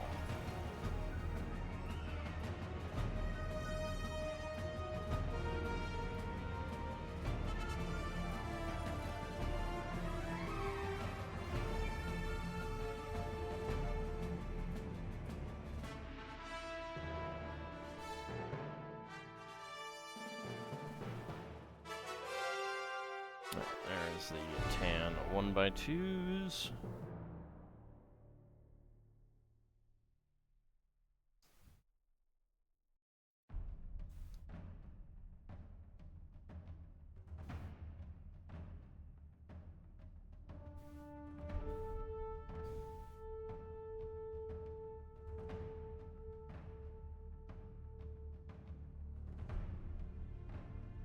There we go.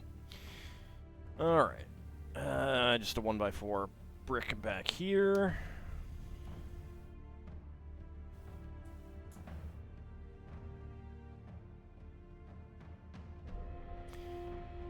Somehow did a good thing while doing an evil. Hit a goblin child with another goblin child.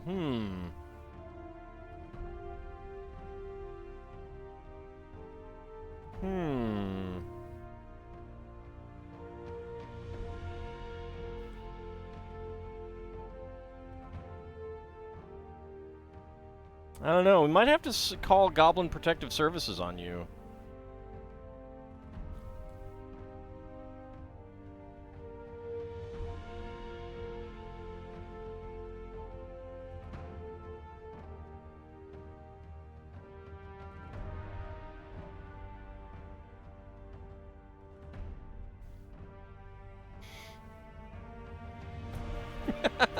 Call GPS.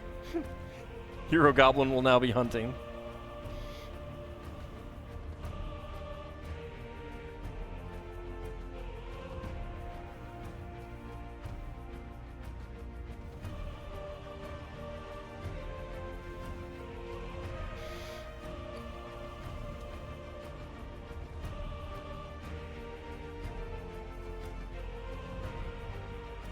I should make a Norker and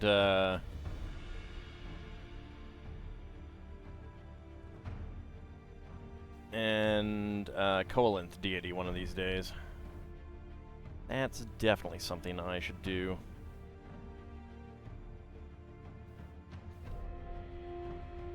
You know,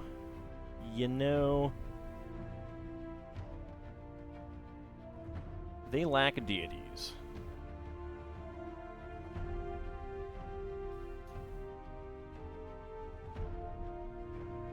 More question. Has there been mingling between the Orcish and Goblin gods of war with each other?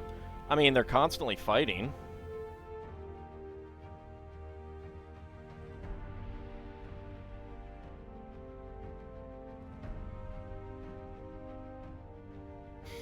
Cost of Lego adjustments?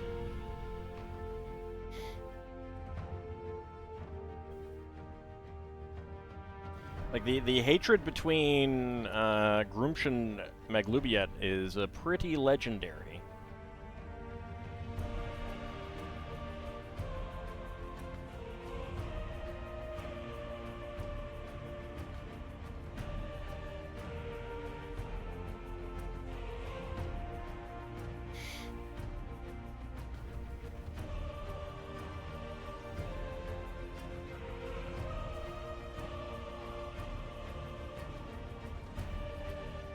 Constantly battle across the cubes of Acheron.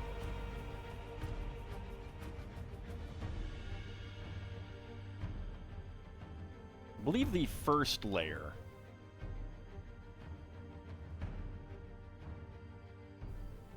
The orcs have 1 cube all to themselves. I think the goblins have 1 cube to themselves as well.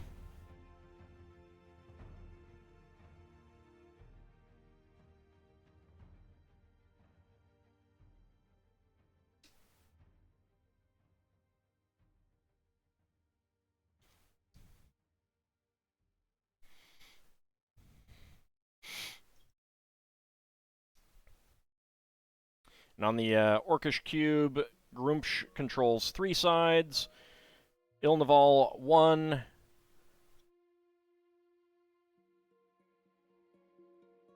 Bogtrue 1, and I think Luthic, the last one. Shargus and Utrus reside elsewhere. Something that is always funny is that kobolds would likely never have been such a massive problem if the gnome god wasn't such a... I disagree. I disagree. I also think that they rendered that conflict with more negativity than early material portrayed it.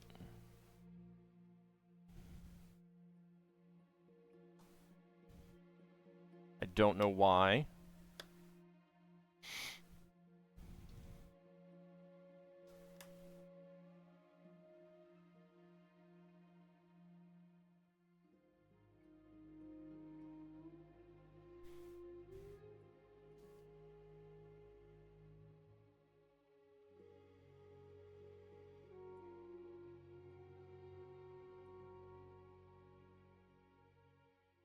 I don't know, Gaknalak is the only one that I think would be not... Like, if Gaknalak could depose Kurtulmak, maybe, but... Koralyak, Dakarnak, none of them are... Like, they're all... not exactly positive influences. Acrimonious is a swell word to use to describe conflict. It certainly can be, yes. It certainly can be.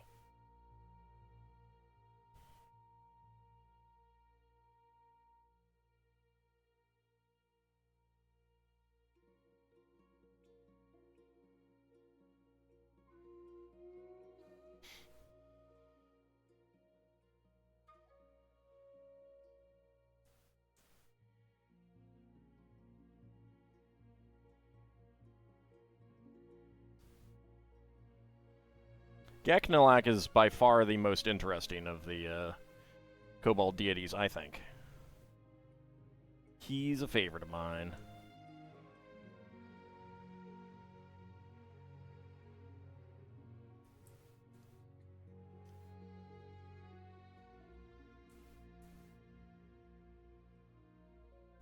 Like Gorelick.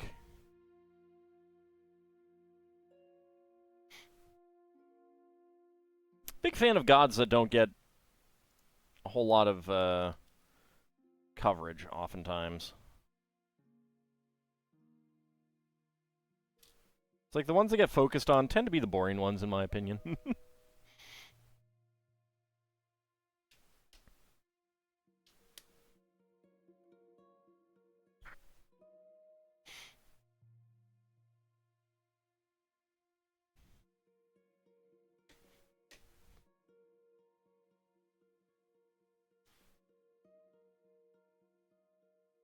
There should definitely be Goblin Protective Services, yeah. That would be great. If you're playing a more lighthearted kind of campaign, definitely have some Goblin Protective Services.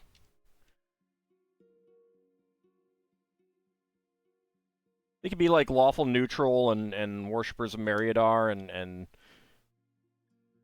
like harass the PCs, but not actually fight them.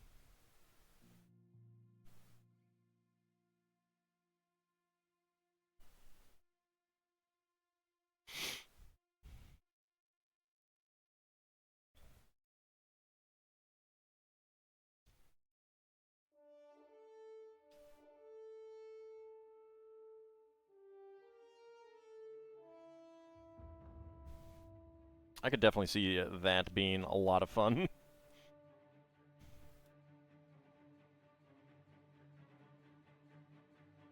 I mean, Chevresh, Nolden?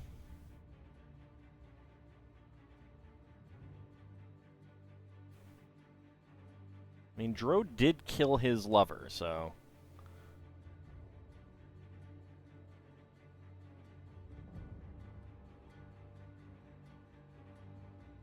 But yeah, I mean, that's the nature... That's oftentimes the nature of gods, is that they embody things to an extreme degree, quite often.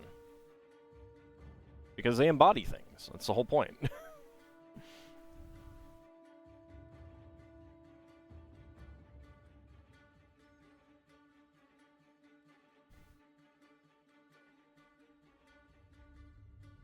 One of my favorite things in Planescape is there is a bugbear priestess of Meriadar that lives near Clangeddon's realm and is just constantly like taunting the dwarves about peace. The dwarves of Clangeddon about peace. And because she's, you know, basically a pacifist other than to defend herself and doesn't start fights. The dwarves hate her guts, but they can't attack her because that would be wrong. It would be evil. But she's like, you know, preaching nonviolence and stuff to them. No, not a pacifist punch.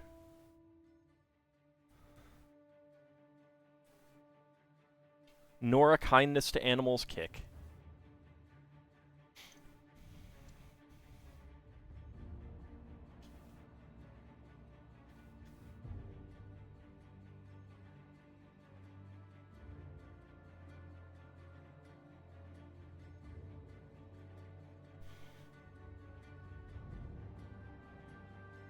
I mean, it's more that she's a goblinoid, but she's also not doing anything to provoke combat.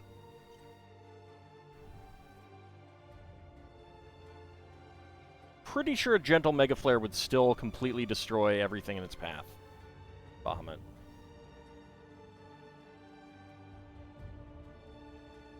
Let's go look at Final Fantasy IX. It's not exactly a it's harassment because they don't like it, but she's preaching peace. Not like calling them names and things like that.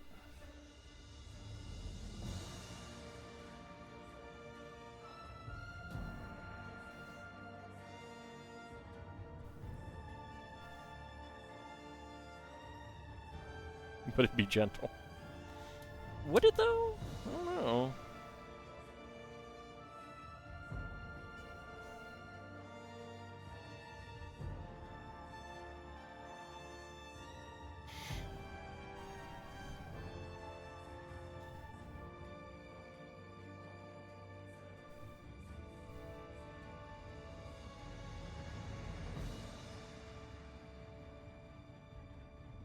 Guessing the problem is that not only does she preach at them a lot, she's actually good at arguing too? Oh yeah, probably.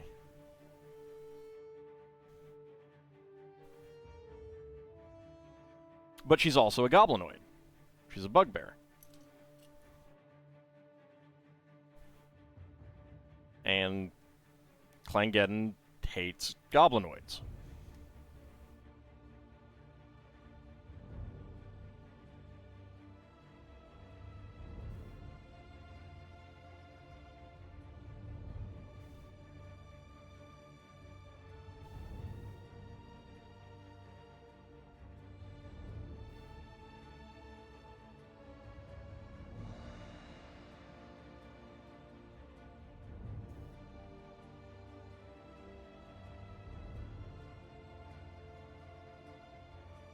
It's just one of those fun dichotomies and I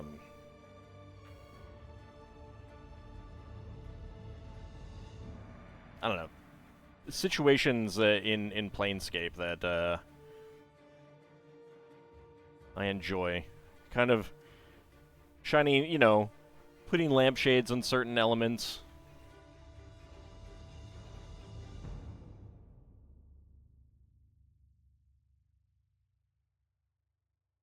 Mega Flare is good for the environment. Ever heard of the card game Dungeon Mayhem Monster Madness? No, I have not.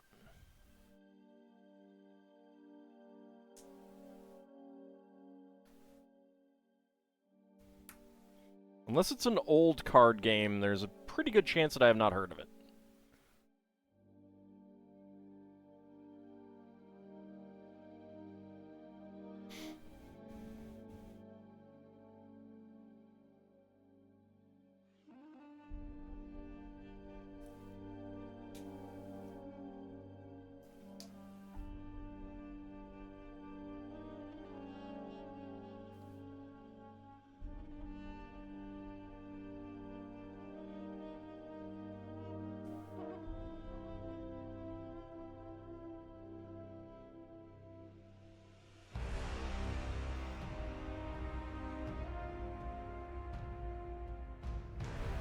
Fun little card game based on D&D monsters and heroes with funny twists.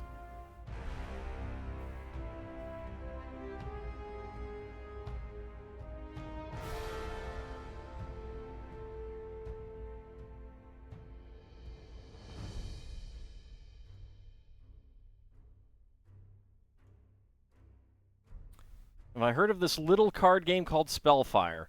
No, I haven't, Notorogi. Do tell, do tell. I have never heard of this card game at all.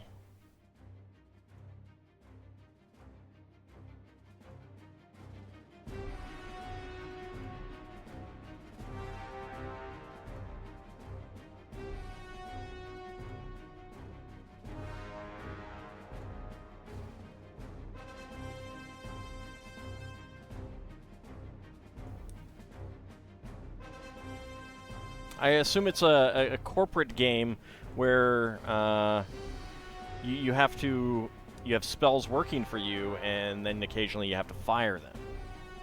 Is that accurate? Is that correct? Or is it a game where you have to actually spell the word fire under various different conditions?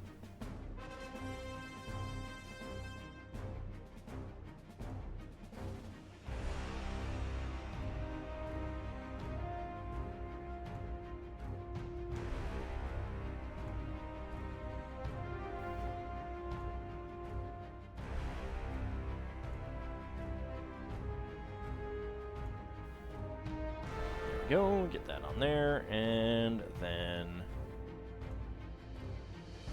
ingot tiles.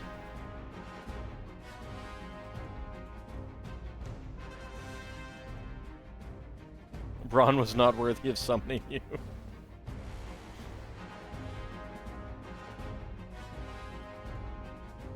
Did see where a man made a game about not spelling the word fox? Alright, there we go. That is one section there. Alright, I think we'll go ahead and build a second section, and then that will be it for the night. We'll do some minifigs.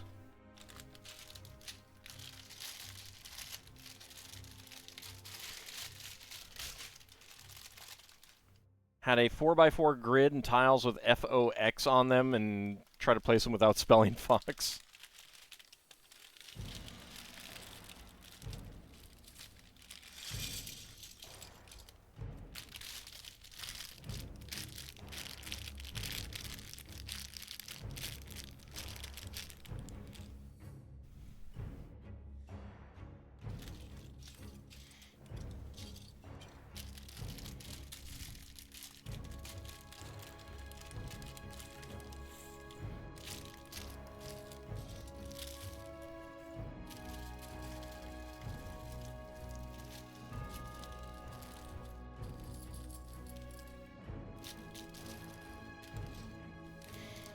Hey, Bombman, what if I summoned you to get me a soda? Could I do that? Because my root beer is almost done.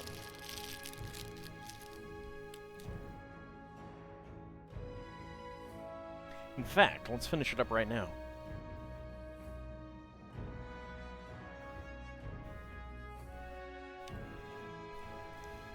Ah, refreshing root beer.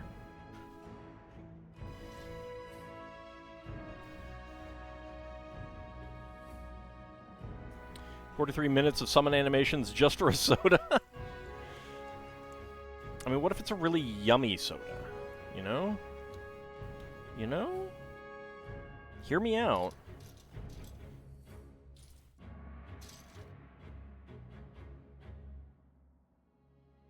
He might turn me into a soda? I don't think he has those powers.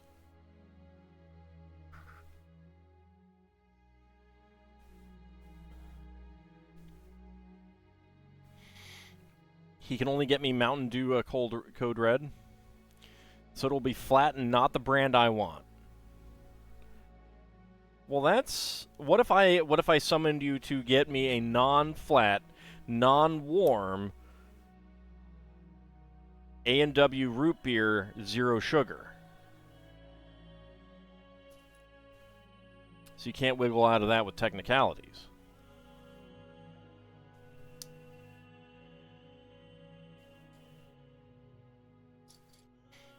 I mean, it's just a soda. I don't know why you'd want a Mega Flare over that. It's just a cool, delicious, refreshing, vanilla-flavored root beer. It's so tasty.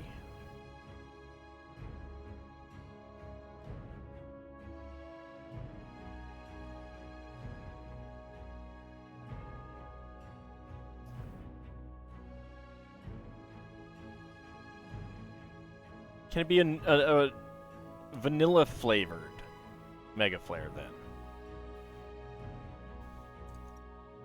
How about that?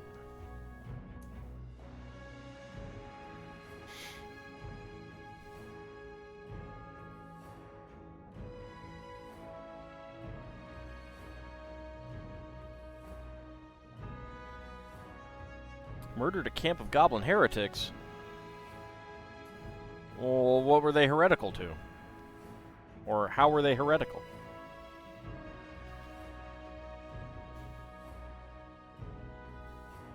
Mega Flare sounds more like an energy drink.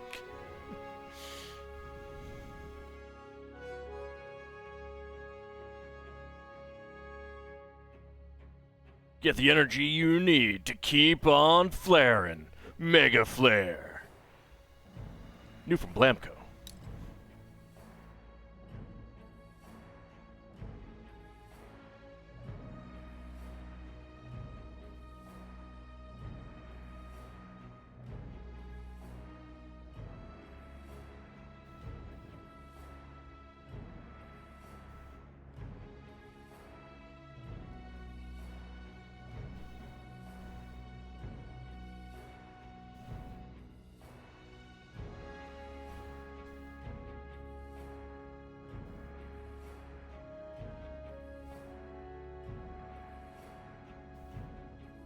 What if you just need a little bit, you know?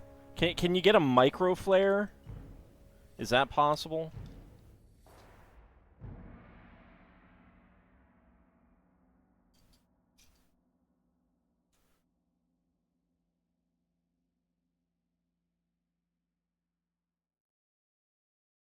What about a kilo flare?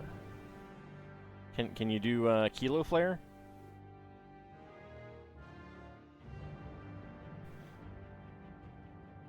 What would happen if you mega flare a mega flare?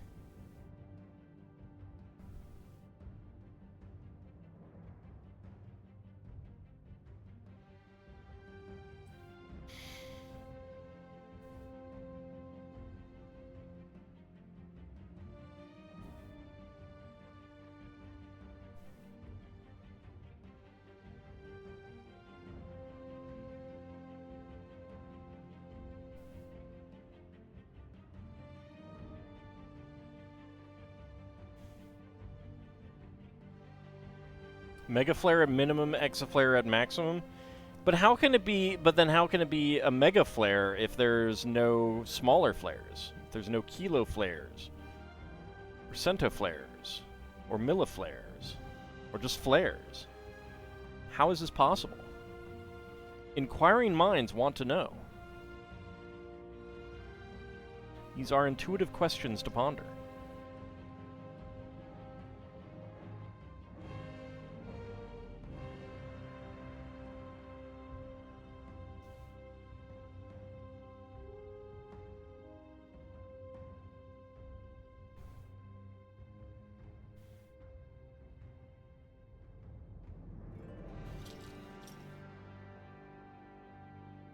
What happens if the Matchlight Man takes a shower, huh?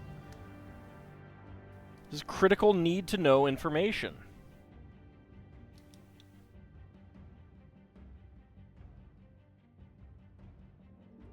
This is getting philosophical.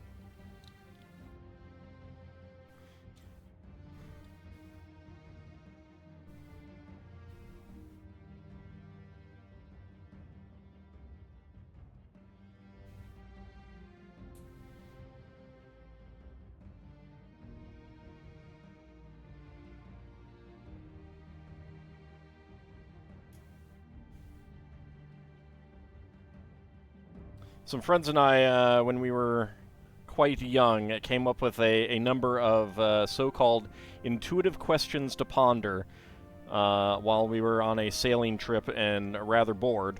And they were all just, what happens if Matchlight Man, etc. Just everything to do with Matchlight Man.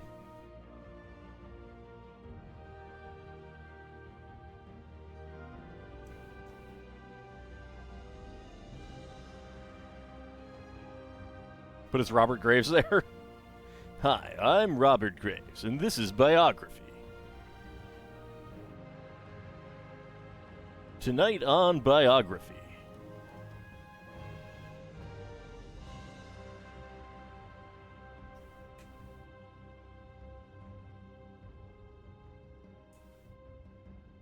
We learn more about how James Arness's mother didn't love him.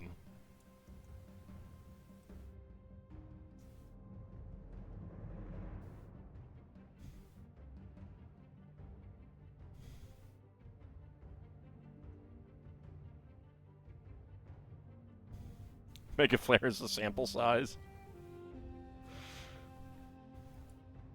So what you're saying is that a regular flare is actually really tiny. It's like a drop. Understood. Understood. So mega flares are really not that large at all. Understood. Understood. It's good to know.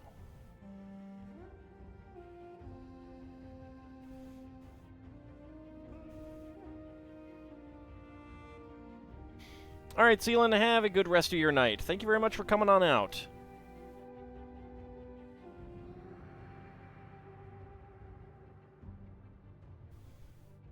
Favorite attack of any enemy in Final Fantasy? Which one was that? Did I miss that? Oh, Sephiroth Supernova. Is that the one that just, like, takes for absolutely ever?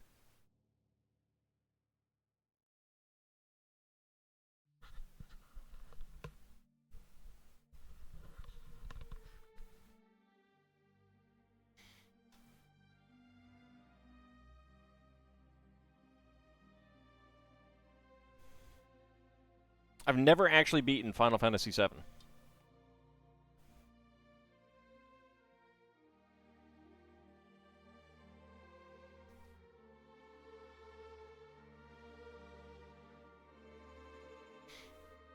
I should probably play the original at some point.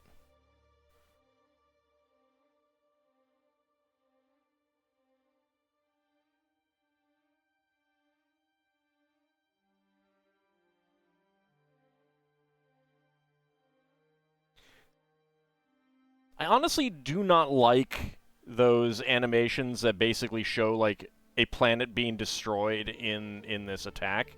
It kind of takes me out of the game a little bit.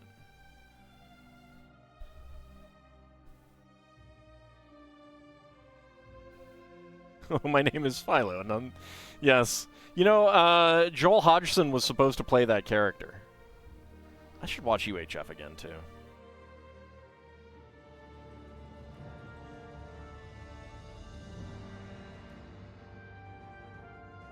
You would pay me 200. Okay, send me the 200K and I'll go play it.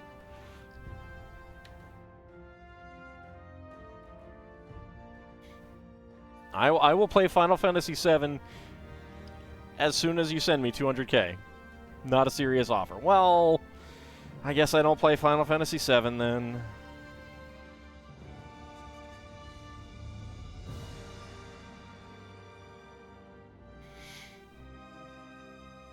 Lord Canis redeemed. Feed the dragon. Nom nom nom nom nom nom nom nom nom nom. So tasty. Delicious hams.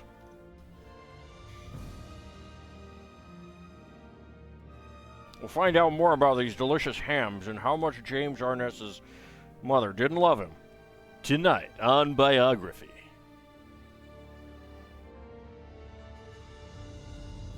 You fed me and I get to play in Ultimate 8? No. You do not physically have 200K. Well, no, I mean, I understand that. It would be in a bank account.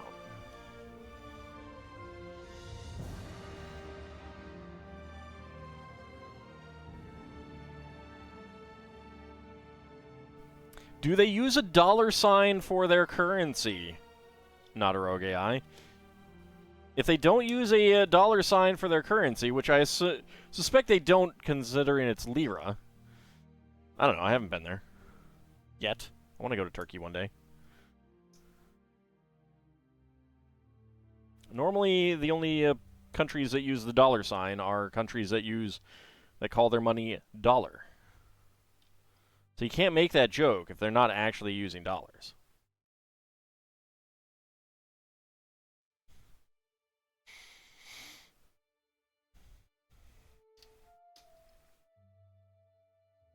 You have 200K imaginary dollars. No, I do not accept imaginary currency. I'm sorry.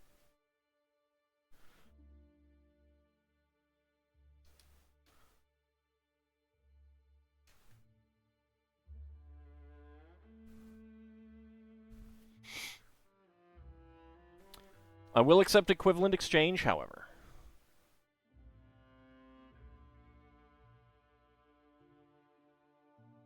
Imaginary currency would give you an imaginary product, too. Yes, you could imagine me playing Final Fantasy VII. And there you go. That is definitely something that you could do.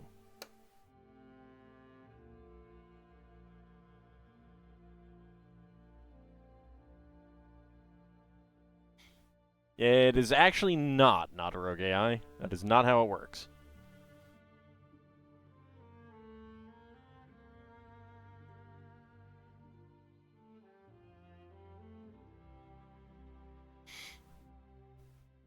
$200K in Monopoly dollars? No. That is not legal tender. Must be legal tender.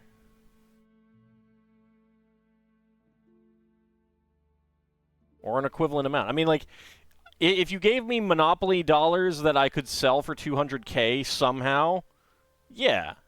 Yeah. I'll accept that. If you give me 200K worth of Lego, sure. Yeah, that's fine.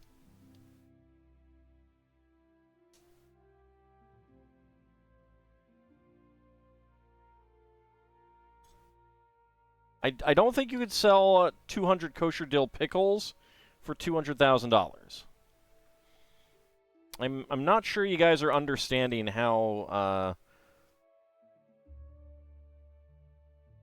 exchanges of goods and services work. You might want to consider an economics class.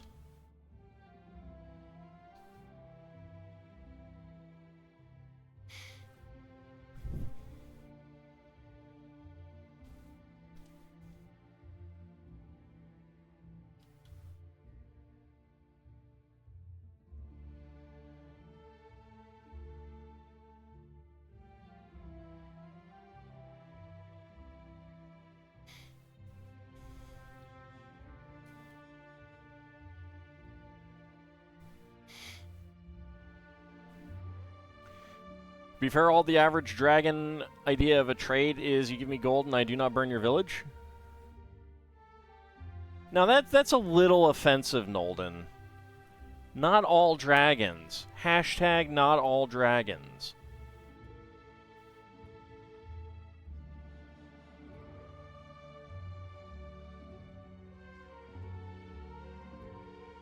But that's not even average.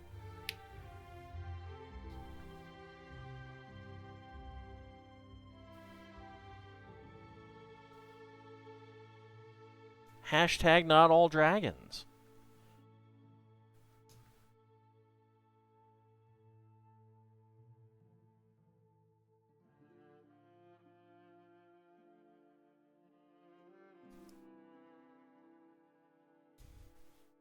It's speciesist vigistry.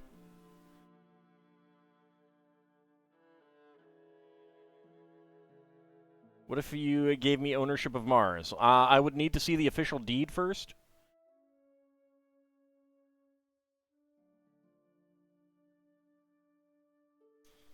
Signed by a notary public, indicating that you do in fact own Mars, that it is in your rights to sell to me.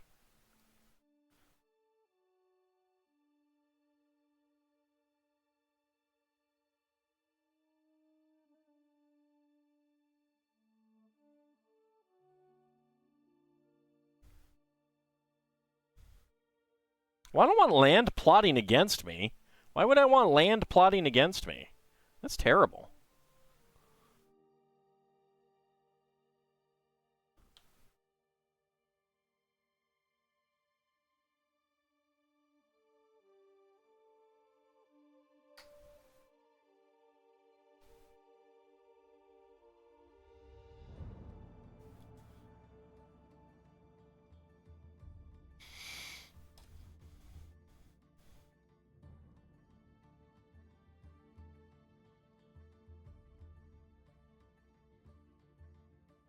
Land plotting against you instantly made you remember the floor and the grass from Ultimate 3.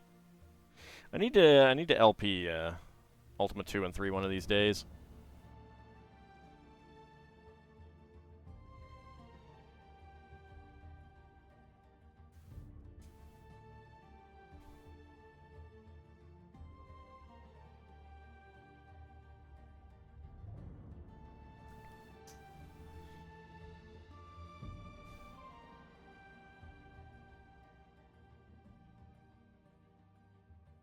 Oops. That goes right there. Shows all the crayon-written deed signed by him and a different Bahamut. Seems suspicious. Seems very, very suspicious, sir.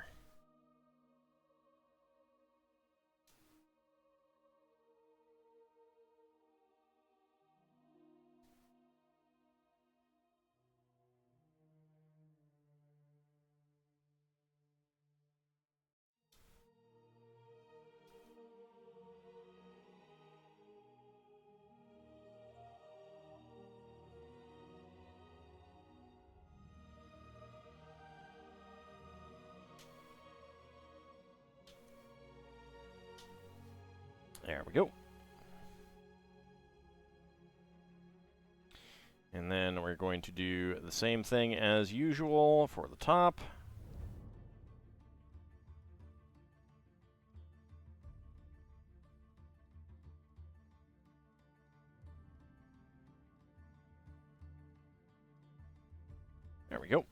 Lock that in.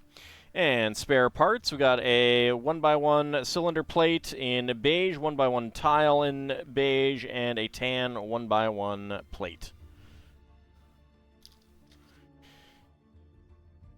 Alright, let's see.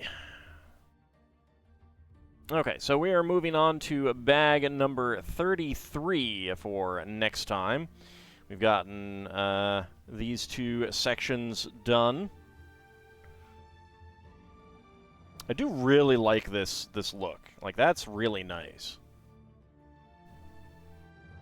I'd love to see them make the Treasury building at Petra. I suspect they will one day, though.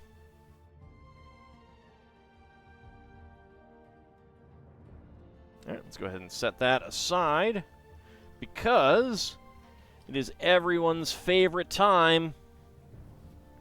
Minifig time. As I grab my sheets. There we go. We'll go ahead and start with this one.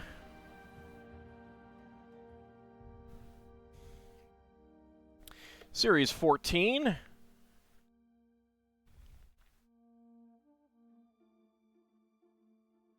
You actually like listening to me? Well, I appreciate that. Thank you.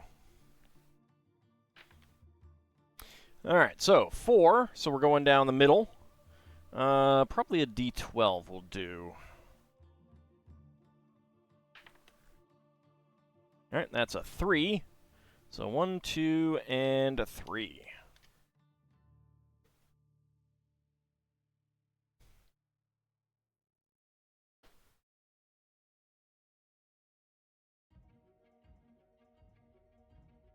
Alright, let's go ahead and start a prediction.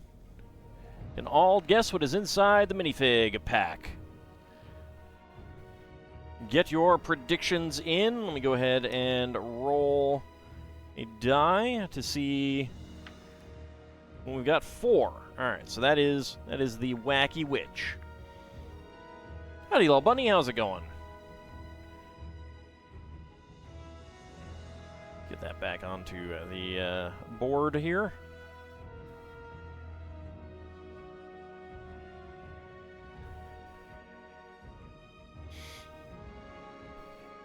So get your predictions in. Can I guess what is inside the minifig pack?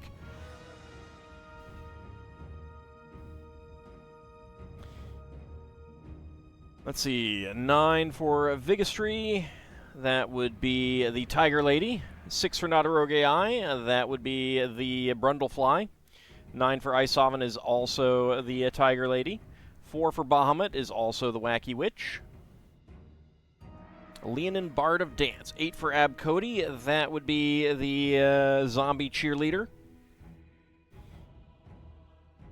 So get your predictions in. Can I guess what is inside the minifig pack? I wish they would do the a version of the Zombie Cheerleader that wasn't a zombie, because I like the green. A Minotaur Bottler of Gladiator Sweat. Ew. Gross. And yes, I know it's accurate, but still. It's gross. Alright, let's see. Let me go ahead and get my timer up. All ready to go, because we are just about ready. Last couple seconds to get your predictions in. And predictions are closed. All right. And go. All right, let's see. What do we got? What do we got? There's legs. These don't help me. The base does not help me.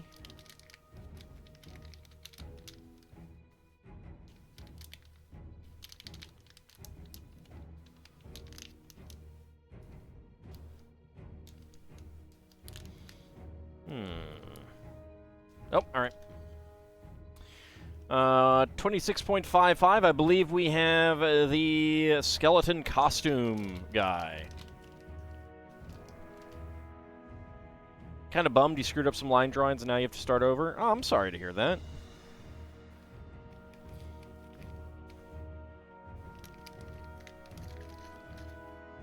least it gives you a chance to, you know, like, see if there was anything that you didn't like about the original and redo that and stuff. Refine what you had. Oh, let me go ahead and get that prediction going. 26.55, or chosen. So that was 20 to 50 seconds. Complete that prediction. All right, Lord Canis, Ab Cody, Ice Oven, and Vigistry getting the hams. Very nice. Bahamut and Kinshir going for within 20 seconds. Shield of Hope going for 50 to 60, and Lel Bunny going for no.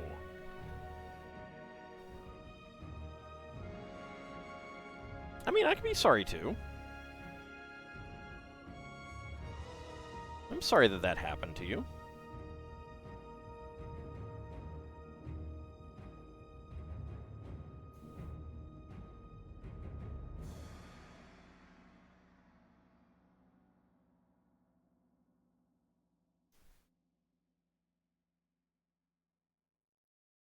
There we go.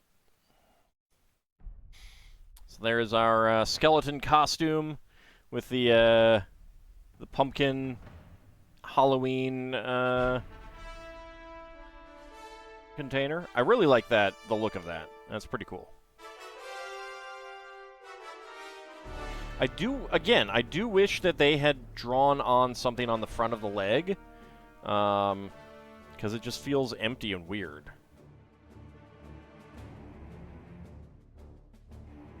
Can he wear the bucket? No.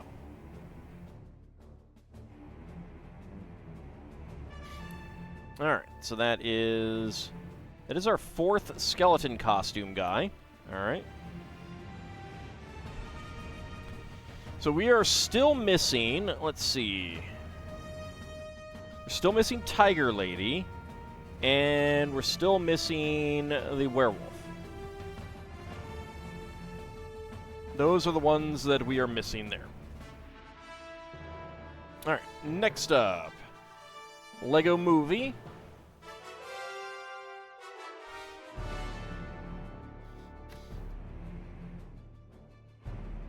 Okay. D6 to choose the column. That is 3, so we're going to the middle again. D20. That is a 17. I'm not sure if there's 17. Let me re-roll again, just in case. Because I don't think there's 17 left. 16. Well, that's a little bit better, but let's see. 1, 2, 3, 4, 5, 6, 7, 8, 9, 10, 11, 12, 13, 14, 15. Nope. All right. Didn't think so. Well, that's an 18. 18 again. 7. All right. Save those other rolls for the game, die. Jeez. 1, 2, 3, 4, 5, 6, and 7.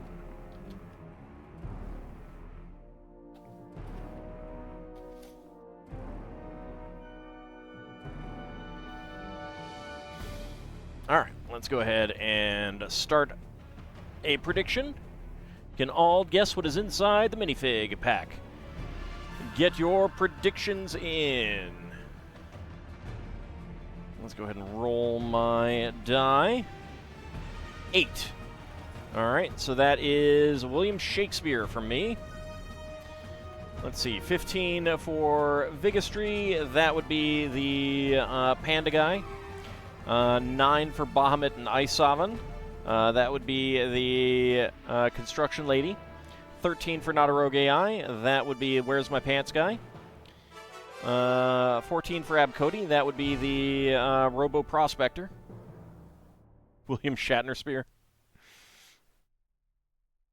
Dice want me to fail the rolls when they are important. Well, it's not really a fail right now.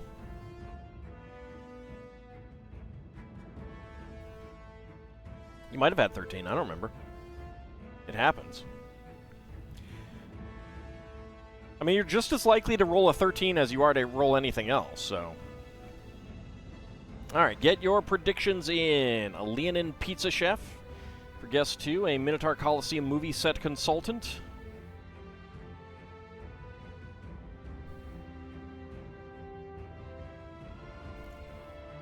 Get your predictions in. Can I guess what is inside the minifig pack?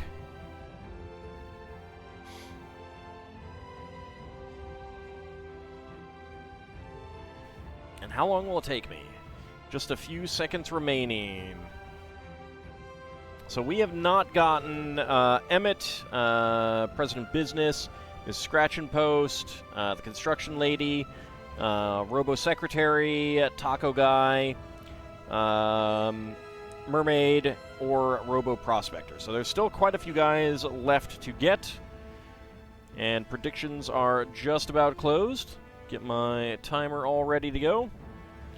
And let's go. Alright, let's see. What do we got? What do we got? What is that? What is that? Alright. 15.38. We have the panda. Just what I need, another type of prospector? I always need prospectors. Concern it! You always need to be more prospectors out here. It is the panda guy. Alright. So, that was 15.38. So, choose the outcome. That is within 20 seconds. Complete that prediction. And Bahamut and Kinshir getting all the hams.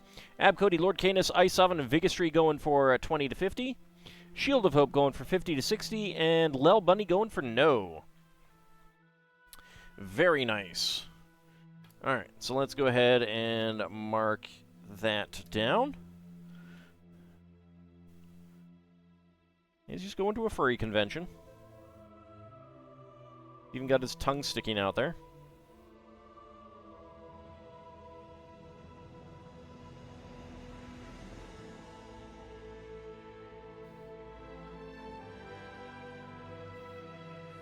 And he's got his own little panda bear stuffed animal.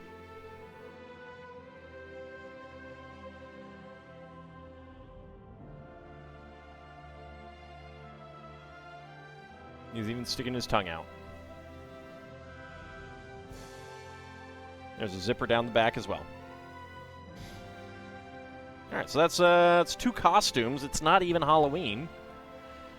Can the trick-or-treater use the panda head as a bucket? Maybe. The eye holes would probably cause candy to fall out, though. I wouldn't do that. Alright, and finally, we are down to just 3 remaining D&D minifigs. So a D3, which is a D6, 1 to 2 is 1, 3 to 4 is 2. So we're going for the middle one. Who is still in contention? Well, we've gotten them all. We're just opening these now. And I will reveal that in a second. Get my D12 ready to roll. So let's start the prediction. Can all guess what is inside the minifig box? Get your predictions in. Alright, so the Gith, the Dragonborn, the Druid, Strahd, and Tasha. Those are the ones that, according to my check marks, are available. Pretty sure that we've gotten 3 Dragonborns and we've gotten 3 Tashas. So, 2, 4, 5, 8, and 12, theoretically. But I would lean towards 2, 5, and 8. So 12 for Ice Oven, that is Tasha. 5 for Nadaroge AI, that is the Halfling Druid. With only 3 left, the last guess will have to be accurate as a Minotaur Laurel Farmer and a Leonin Town Crier. 9 again for Bahamut. We have gotten all of the elves, so that would be, you'd need to reroll. I'm gonna have to roll a few times. 4 for Abcody. All right. That would be the Dragonborn Paladin. Not re-rolling, just gonna give it up? Just gonna give it up? Wow, that's terrible. Let me get my scanner ready to go. I can put these other dice away because I don't need those. And we'll go over to the weight chart. I need to make the weight chart for the next series as well. Not worth your energy. It's a die roll. Alright, just a few seconds remaining. Can I guess what is inside the minifig box? And predictions are closed. Alright, so let's see. So first I will shake it.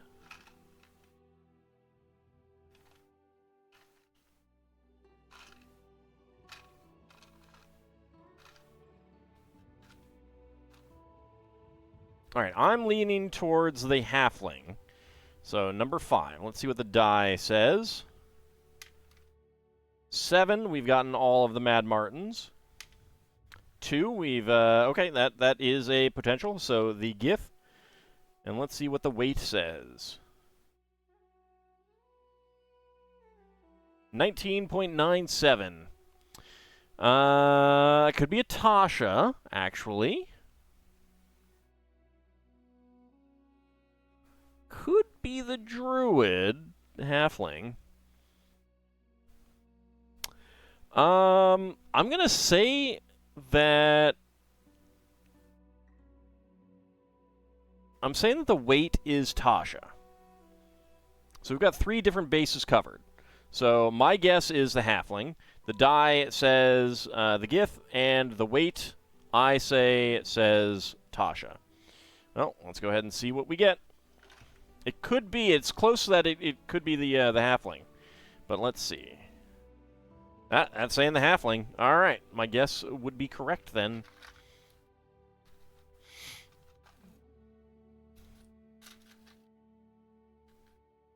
That is indeed the halfling. Alright, my guess was correct. Alright, let me choose the outcome. That was yes with guess. Complete that prediction. And Bahamut getting all of the hams. Very nice. Kinshir and Ice Oven going for yes with die roll. Vigistry going for yes with weight. And Lel Bunny going for no. All right. Toss that aside. I don't need it. I'm actually not going to put his cape on. Or her cape on, actually. I'm lazy.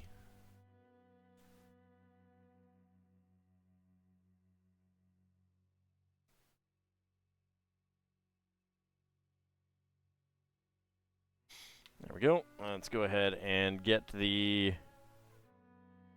Staff of the Woodlands assembled. It's a very big staff for a halfling. Alright, Bahamut, have a good rest of your night. So there we go. And we also have the, we can see the back of the torso as well.